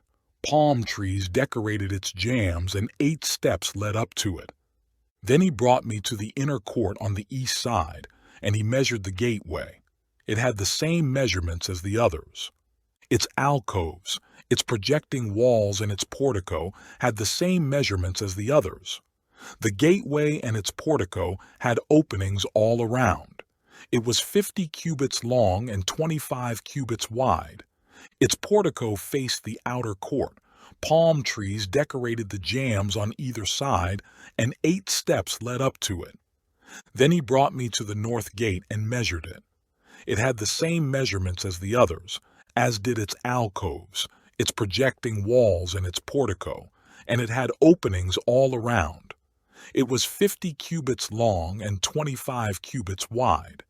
Its portico faced the outer court. Palm trees decorated the jambs on either side, and 8 steps led up to it. A room with a doorway was by the portico in each of the inner gateways, where the burnt offerings were washed. In the portico of the gateway were 2 tables on each side, on which the burnt offerings, sin offerings, and guilt offerings were slaughtered. By the outside wall of the portico of the gateway, near the steps at the entrance to the north gateway, were 2 tables, and on the other side of the steps were 2 tables. So there were 4 tables on one side of the gateway and 4 on the other, 8 tables in all, on which the sacrifices were slaughtered. There were also 4 tables of dressed stone for the burnt offerings, each a cubit and a half long, a cubit and a half wide, and a cubit high. On them were placed the utensils for slaughtering the burnt offerings and the other sacrifices. And double-pronged hooks, each a handbreadth long, were attached to the wall all around. The tables were for the flesh of the offerings. Outside the inner gate, within the inner court, were 2 rooms, one at the side of the north gate and facing south, and another at the side of the south gate and facing north. He said to me, "The room facing south is for the priests who have charge of the temple, and the room facing north is for the priests who have charge of the altar.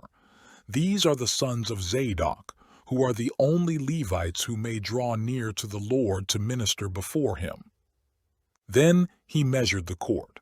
It was square, 100 cubits long and 100 cubits wide, and the altar was in front of the temple. He brought me to the portico of the temple and measured the jambs of the portico. They were 5 cubits wide on either side. The width of the entrance was 14 cubits, and its projecting walls were 3 cubits wide on either side. The portico was 20 cubits wide and 12 cubits from front to back. It was reached by a flight of stairs, and there were pillars on each side of the jambs. Then the man brought me to the outer sanctuary and measured the jambs. The width of the jambs was 6 cubits on each side. The entrance was 10 cubits wide, and the projecting walls on each side of it were 5 cubits wide. He also measured the outer sanctuary. It was 40 cubits long and 20 cubits wide. Then he went into the inner sanctuary and measured the jambs of the entrance. Each was 2 cubits wide. The entrance was 6 cubits wide, and the projecting walls on each side of it were 7 cubits wide. And he measured the length of the inner sanctuary. It was 20 cubits, and its width was 20 cubits across the end of the outer sanctuary. He said to me, "This is the most holy place." Then he measured the wall of the temple. It was 6 cubits thick, and each side room around the temple was 4 cubits wide. The side rooms were on 3 levels, one above another, 30 on each level. There were ledges all around the wall of the temple to serve as supports for the side rooms, so that the supports were not inserted into the wall of the temple. The side rooms all around the temple were wider at each successive level. The structure surrounding the temple was built in ascending stages, so that the rooms widened as one went upward. A stairway went up from the lowest floor to the top floor through the middle floor. I saw that the temple had a raised base all around it, forming the foundation of the side rooms. It was the length of the rod, 6 long cubits. The outer wall of the side rooms was 5 cubits thick. The open area between the side rooms of the temple and the priests' rooms was 20 cubits wide all around the temple. There were entrances to the side rooms from the open area, one on the north and another on the south, and the base adjoining the open area was 5 cubits wide all around. The building facing the temple courtyard on the west side was 70 cubits wide. The wall of the building was 5 cubits thick all around, and its length was 90 cubits. Then he measured the temple. It was 100 cubits long, and the temple courtyard and the building with its walls were also 100 cubits long. The width of the temple courtyard on the east, including the front of the temple, was 100 cubits. Then he measured the length of the building facing the courtyard at the rear of the temple, including its galleries on each side. It was 100 cubits. The outer sanctuary, the inner sanctuary, and the portico facing the court, as well as the thresholds and the narrow windows and galleries around the 3 of them. Everything beyond and including the threshold was covered with wood. The floor, the wall up to the windows, and the windows were covered. In the space above the outside of the entrance to the inner sanctuary, and on the walls at regular intervals all around the inner and outer sanctuary, were carved cherubim and palm trees. Palm trees alternated with cherubim. Each cherub had 2 faces, the face of a man toward the palm tree on one side, and the face of a lion toward the palm tree on the other. They were carved all around the whole temple. From the floor to the area above the entrance, Cherubim and palm trees were carved on the wall of the outer sanctuary. The outer sanctuary had a rectangular door frame, and the one at the front of the most holy place was similar. There was a wooden altar 3 cubits high and 2 cubits square. Its corners, its base, and its sides were of wood. The man said to me, "This is the table that is before the Lord."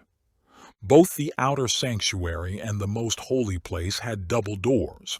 Each door had 2 leaves, 2 hinged leaves for each door.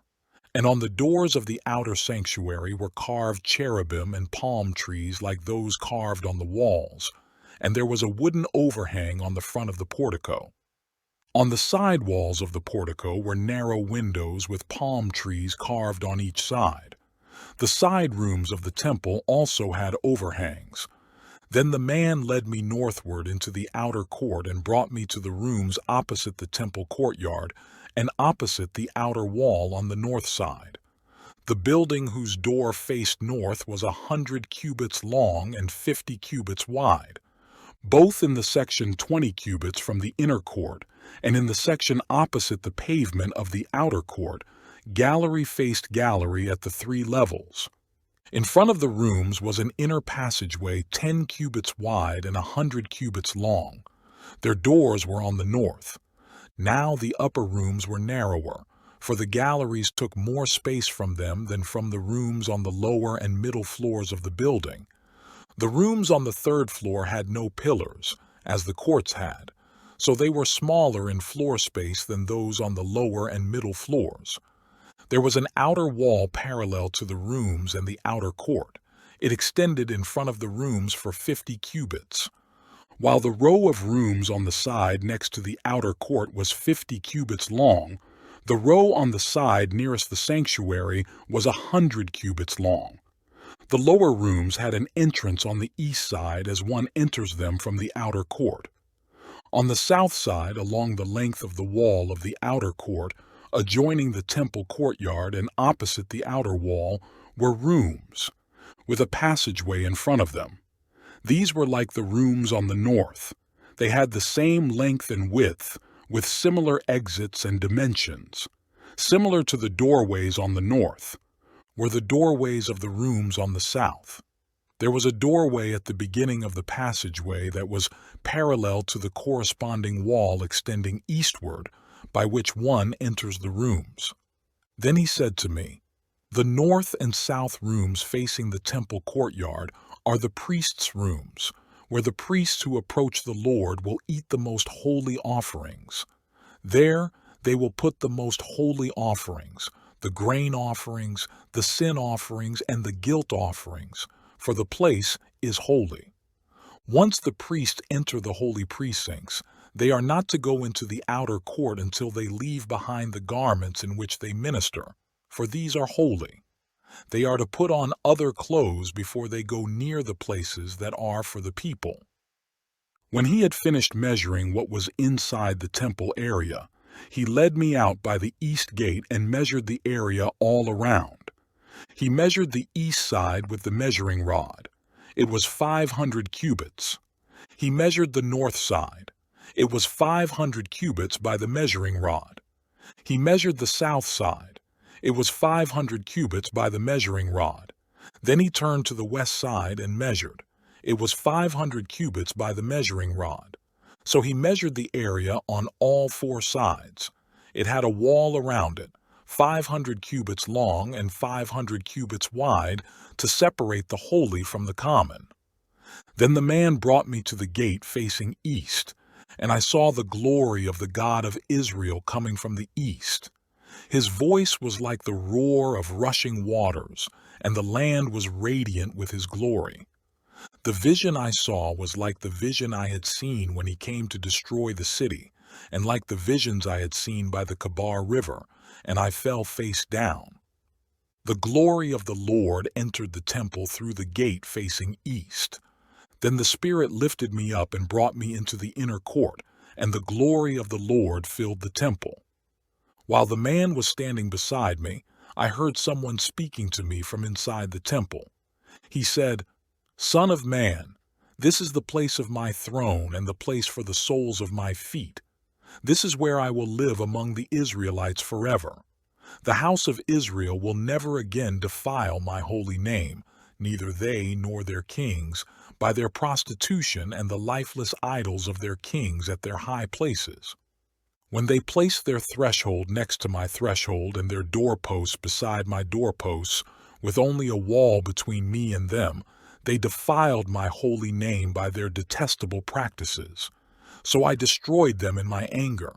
Now let them put away from me their prostitution and the lifeless idols of their kings, and I will live among them forever. Son of man, describe the temple to the people of Israel, that they may be ashamed of their sins. Let them consider the plan, and if they are ashamed of all they have done, make known to them the design of the temple, its arrangement, its exits and entrances, its whole design and all its regulations and laws. Write these down before them so that they may be faithful to its design and follow all its regulations. This is the law of the temple. All the surrounding area on top of the mountain will be most holy. Such is the law of the temple. These are the measurements of the altar in long cubits, that cubit being a cubit and a handbreadth. Its gutter is a cubit deep and a cubit wide, with a rim of 1 span around the edge. And this is the height of the altar. From the gutter on the ground up to the lower ledge, it is 2 cubits high and a cubit wide, and from the smaller ledge up to the larger ledge, it is 4 cubits high and a cubit wide. The altar hearth is 4 cubits high, and 4 horns project upward from the hearth. The altar hearth is square, 12 cubits long and 12 cubits wide. The upper ledge also is square, 14 cubits long and 14 cubits wide, with a rim of half a cubit and a gutter of a cubit all around. The steps of the altar face east. Then he said to me, Son of man, this is what the sovereign Lord says. These will be the regulations for sacrificing burnt offerings and sprinkling blood upon the altar when it is built. You are to give a young bull as a sin offering to the priests, who are Levites, of the family of Zadok, who come near to minister before me, declares the sovereign Lord. You are to take some of its blood and put it on the 4 horns of the altar, and on the 4 corners of the upper ledge and all around the rim, and so purify the altar and make atonement for it. You are to take the bull for the sin offering and burn it in the designated part of the temple area outside the sanctuary. The 2nd day you are to offer a male goat without defect for a sin offering, and the altar is to be purified as it was purified with the bull. When you have finished purifying it, you are to offer a young bull and a ram from the flock, both without defect. You are to offer them before the Lord, and the priests are to sprinkle salt on them and sacrifice them as a burnt offering to the Lord. For 7 days you are to provide a male goat daily for a sin offering. You are also to provide a young bull and a ram from the flock, both without defect. For 7 days they are to make atonement for the altar and cleanse it. Thus they will dedicate it. At the end of these days, from the 8th day on, the priests are to present your burnt offerings and fellowship offerings on the altar. Then I will accept you, declares the sovereign Lord. Then the man brought me back to the outer gate of the sanctuary, the one facing east, and it was shut. The Lord said to me, This gate is to remain shut. It must not be opened. No one may enter through it. It is to remain shut because the Lord, the God of Israel, has entered through it. The prince himself is the only one who may sit inside the gateway to eat in the presence of the Lord. He is to enter by way of the portico of the gateway and go out the same way. Then the man brought me by way of the north gate to the front of the temple. I looked and saw the glory of the Lord filling the temple of the Lord, and I fell face down. The Lord said to me, Son of man, look carefully, listen closely, and give attention to everything I tell you concerning all the regulations regarding the temple of the Lord. Give attention to the entrance of the temple and all the exits of the sanctuary. Say to the rebellious house of Israel, this is what the sovereign Lord says. Enough of your detestable practices, O house of Israel. In addition to all your other detestable practices, you brought foreigners uncircumcised in heart and flesh into my sanctuary, desecrating my temple while you offered me food, fat, and blood, and you broke my covenant. Instead of carrying out your duty in regard to my holy things, you put others in charge of my sanctuary. This is what the sovereign Lord says. No foreigner uncircumcised in heart and flesh is to enter my sanctuary, not even the foreigners who live among the Israelites. The Levites who went far from me when Israel went astray, and who wandered from me after their idols must bear the consequences of their sin. They may serve in my sanctuary, having charge of the gates of the temple and serving in it. They may slaughter the burnt offerings and sacrifices for the people, and stand before the people and serve them. But because they served them in the presence of their idols and made the house of Israel fall into sin, therefore I have sworn with uplifted hand that they must bear the consequences of their sin, declares the sovereign Lord. They are not to come near to serve me as priests or come near any of my holy things or my most holy offerings. They must bear the shame of their detestable practices. Yet I will put them in charge of the duties of the temple and all the work that is to be done in it. But the priests, who are Levites and descendants of Zadok, and who faithfully carried out the duties of my sanctuary when the Israelites went astray from me, are to come near to minister before me. They are to stand before me to offer sacrifices of fat and blood, declares the sovereign Lord. They alone are to enter my sanctuary. They alone are to come near my table to minister before me and perform my service. When they enter the gates of the inner court, they are to wear linen clothes. They must not wear any woolen garment while ministering at the gates of the inner court or inside the temple. They are to wear linen turbans on their heads and linen undergarments around their waists. They must not wear anything that makes them perspire. When they go out into the outer court where the people are, they are to take off the clothes they have been ministering in and are to leave them in the sacred rooms and put on other clothes so that they do not consecrate the people by means of their garments. They must not shave their heads or let their hair grow long, but they are to keep the hair of their heads trimmed. No priest is to drink wine when he enters the inner court. They must not marry widows or divorced women. They may marry only virgins of Israelite descent or widows of priests. They are to teach my people the difference between the holy and the common, and show them how to distinguish between the unclean and the clean. In any dispute, the priests are to serve as judges and decide it according to my ordinances. They are to keep my laws and my decrees for all my appointed feasts, and they are to keep my Sabbaths holy. A priest must not defile himself by going near a dead person. However, if the dead person was his father or mother, son or daughter, brother or unmarried sister, then he may defile himself. After he is cleansed, he must wait 7 days. On the day he goes into the inner court of the sanctuary to minister in the sanctuary, he is to offer a sin offering for himself, declares the sovereign Lord. I am to be the only inheritance the priests have. You are to give them no possession in Israel. I will be their possession. They will eat the grain offerings, the sin offerings, and the guilt offerings, and everything in Israel devoted to the Lord will belong to them. The best of all the first fruits and of all your special gifts will belong to the priests. You are to give them the first portion of your ground meal so that a blessing may rest on your household.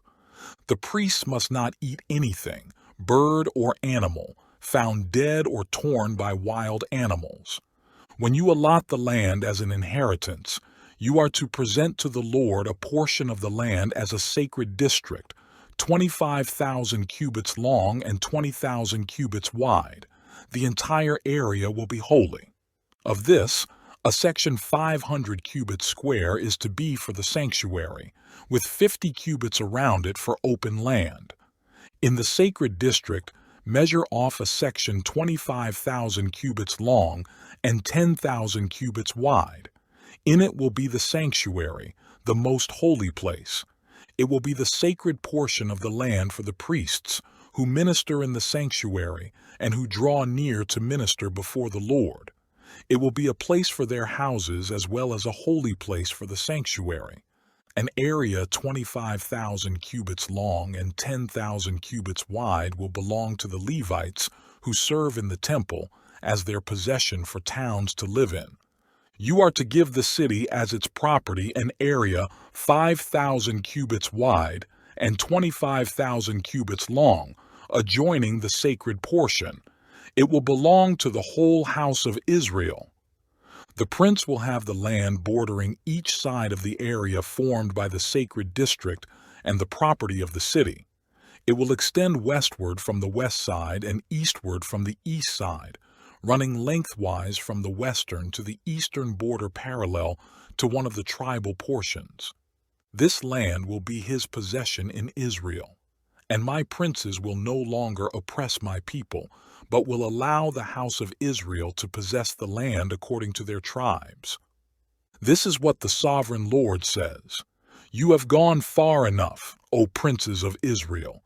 Give up your violence and oppression and do what is just and right.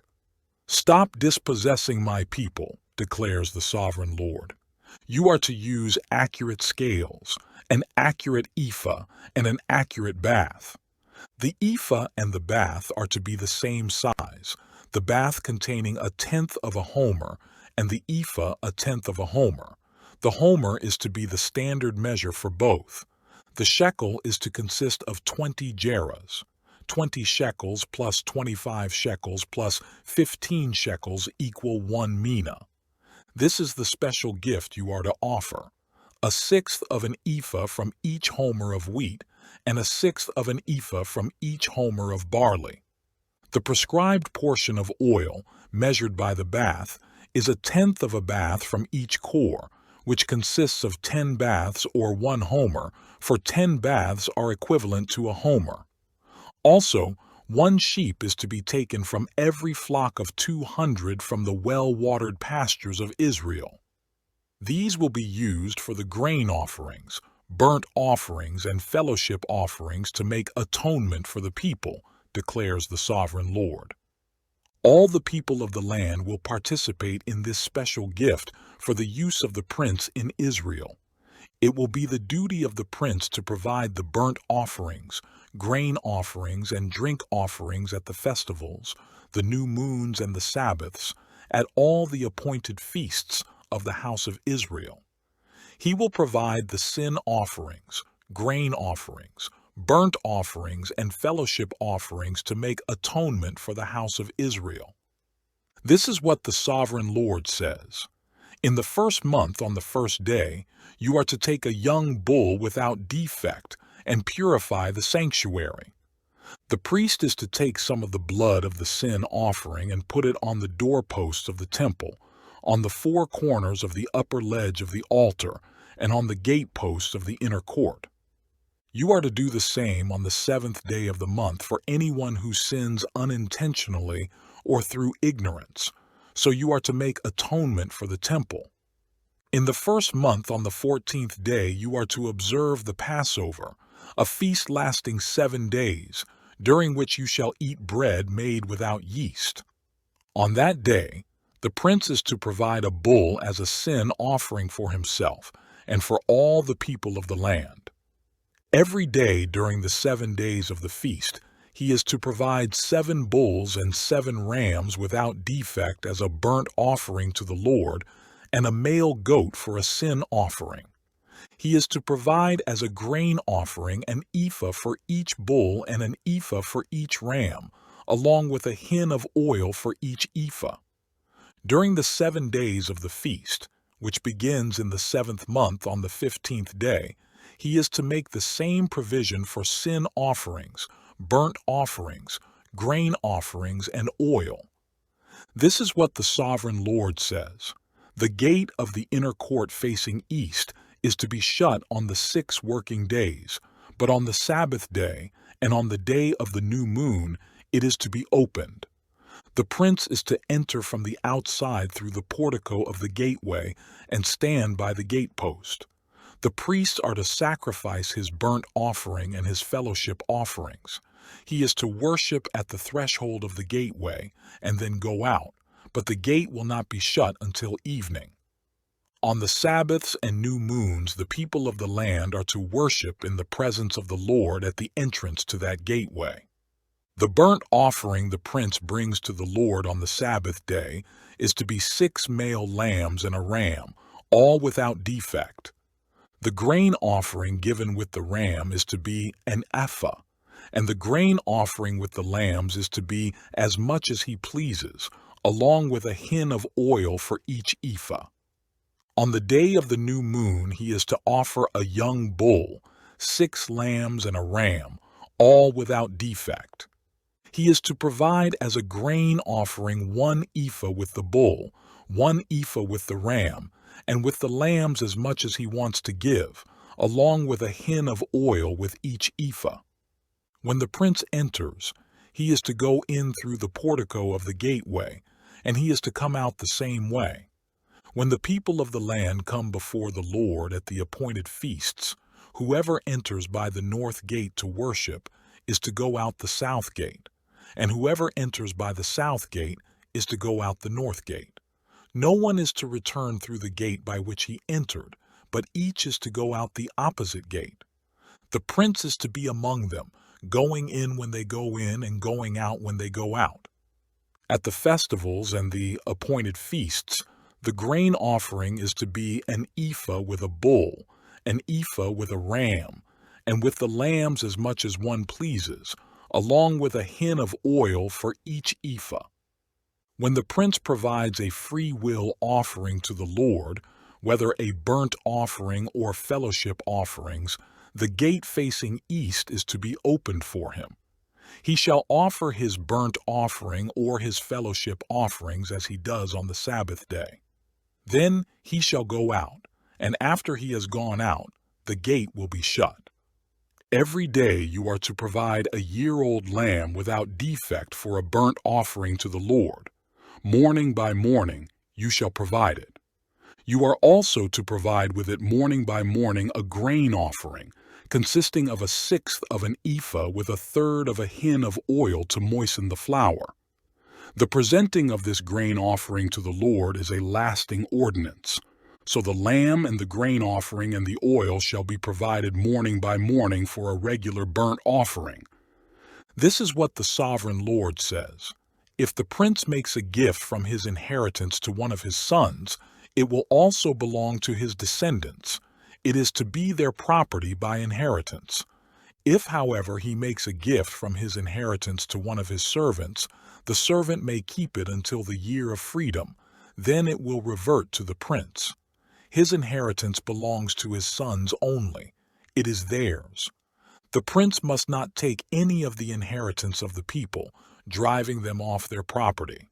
He is to give his sons their inheritance out of his own property, so that none of my people will be separated from his property. Then the man brought me through the entrance at the side of the gate to the sacred rooms facing north, which belonged to the priests, and showed me a place at the western end. He said to me, "This is the place where the priests will cook the guilt offering and the sin offering and bake the grain offering, to avoid bringing them into the outer court and consecrating the people." He then brought me to the outer court and led me around to its 4 corners, and I saw in each corner another court. In the 4 corners of the outer court were enclosed courts, 40 cubits long and 30 cubits wide. Each of the courts in the 4 corners was the same size. Around the inside of each of the 4 courts was a ledge of stone, with places for fire built all around under the ledge. He said to me, These are the kitchens where those who minister at the temple will cook the sacrifices of the people. The man brought me back to the entrance of the temple, and I saw water coming out from under the threshold of the temple toward the east, for the temple faced east. The water was coming down from under the south side of the temple, south of the altar.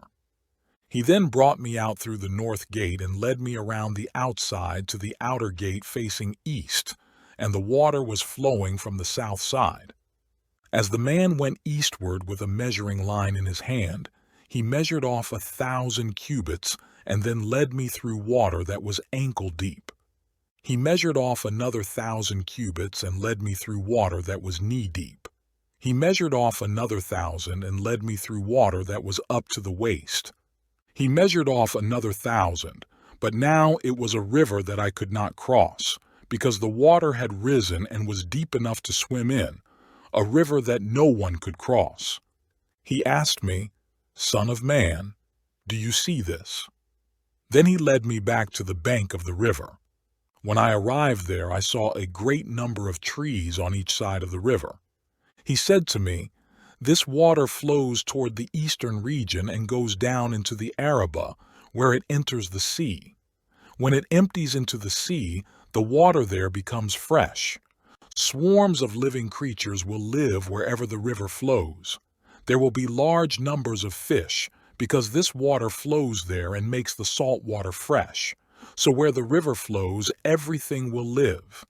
Fishermen will stand along the shore. From En-Gedi to En-Eglaim, there will be places for spreading nets. The fish will be of many kinds, like the fish of the great sea. But the swamps and marshes will not become fresh. They will be left for salt. Fruit trees of all kinds will grow on both banks of the river. Their leaves will not wither, nor will their fruit fail. Every month they will bear, because the water from the sanctuary flows to them. Their fruit will serve for food and their leaves for healing. This is what the sovereign Lord says. These are the boundaries by which you are to divide the land for an inheritance among the 12 tribes of Israel, with 2 portions for Joseph. You are to divide it equally among them, because I swore with uplifted hand to give it to your forefathers. This land will become your inheritance. This is to be the boundary of the land. On the north side it will run from the great sea by the Hethlon road, past Lebo-Hamath to Zedad, Berotha, and Sebram, which lies on the border between Damascus and Hamath, as far as Hazer-Hadakon, which is on the border of Hauran. The boundary will extend from the sea to Hazar-Enan, along the northern border of Damascus, with the border of Hamath to the north. This will be the north boundary.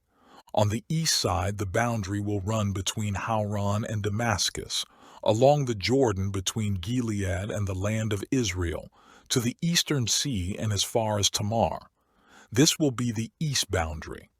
On the south side, it will run from Tamar as far as the waters of Meribah Kadesh, Thage along the Wadi of Egypt to the Great Sea. This will be the south boundary. On the west side, the Great Sea will be the boundary to a point opposite Lebo-Hamath. This will be the west boundary. You are to distribute this land among yourselves according to the tribes of Israel. You are to allot it as an inheritance for yourselves and for the aliens who have settled among you and who have children. You are to consider them as native-born Israelites. Along with you, they are to be allotted an inheritance among the tribes of Israel. In whatever tribe the alien settles, there you are to give him his inheritance, declares the sovereign Lord. These are the tribes, listed by name. At the northern frontier, Dan will have 1 portion. It will follow the Hethlon road to Lebo-Hamath. Hazar-Enan and the northern border of Damascus next to Hamath will be part of its border from the east side to the west side. Asher will have 1 portion. It will border the territory of Dan from east to west. Naphtali will have 1 portion. It will border the territory of Asher from east to west. Manasseh will have 1 portion. It will border the territory of Naphtali from east to west. Ephraim will have one portion. It will border the territory of Manasseh from east to west. Reuben will have one portion. It will border the territory of Ephraim from east to west.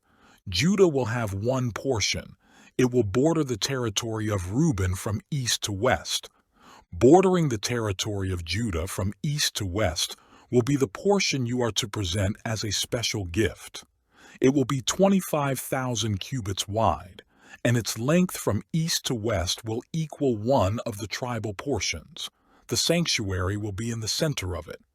The special portion you are to offer to the Lord will be 25,000 cubits long and 10,000 cubits wide. This will be the sacred portion for the priests. It will be 25,000 cubits long on the north side, 10,000 cubits wide on the west side, 10,000 cubits wide on the east side, and 25,000 cubits long on the south side. In the center of it will be the sanctuary of the Lord. This will be for the consecrated priests, the Zadokites, who were faithful in serving me and did not go astray as the Levites did when the Israelites went astray. It will be a special gift to them from the sacred portion of the land, a most holy portion, bordering the territory of the Levites. Alongside the territory of the priests, the Levites will have an allotment 25,000 cubits long and 10,000 cubits wide. Its total length will be 25,000 cubits and its width 10,000 cubits. They must not sell or exchange any of it. This is the best of the land and must not pass into other hands because it is holy to the Lord. The remaining area, 5,000 cubits wide and 25,000 cubits long, will be for the common use of the city, for houses, and for pasture land. The city will be in the center of it, and will have these measurements: the north side 4,500 cubits, the south side 4,500 cubits, the east side 4,500 cubits, and the west side 4,500 cubits. The pasture land for the city will be 250 cubits on the north, 250 cubits on the south, 250 cubits on the east, and 250 cubits on the west. What remains of the area, bordering on the sacred portion and running the length of it, will be 10,000 cubits on the east side and 10,000 cubits on the west side. Its produce will supply food for the workers of the city. The workers from the city who farm it will come from all the tribes of Israel. The entire portion will be a square, 25,000 cubits on each side.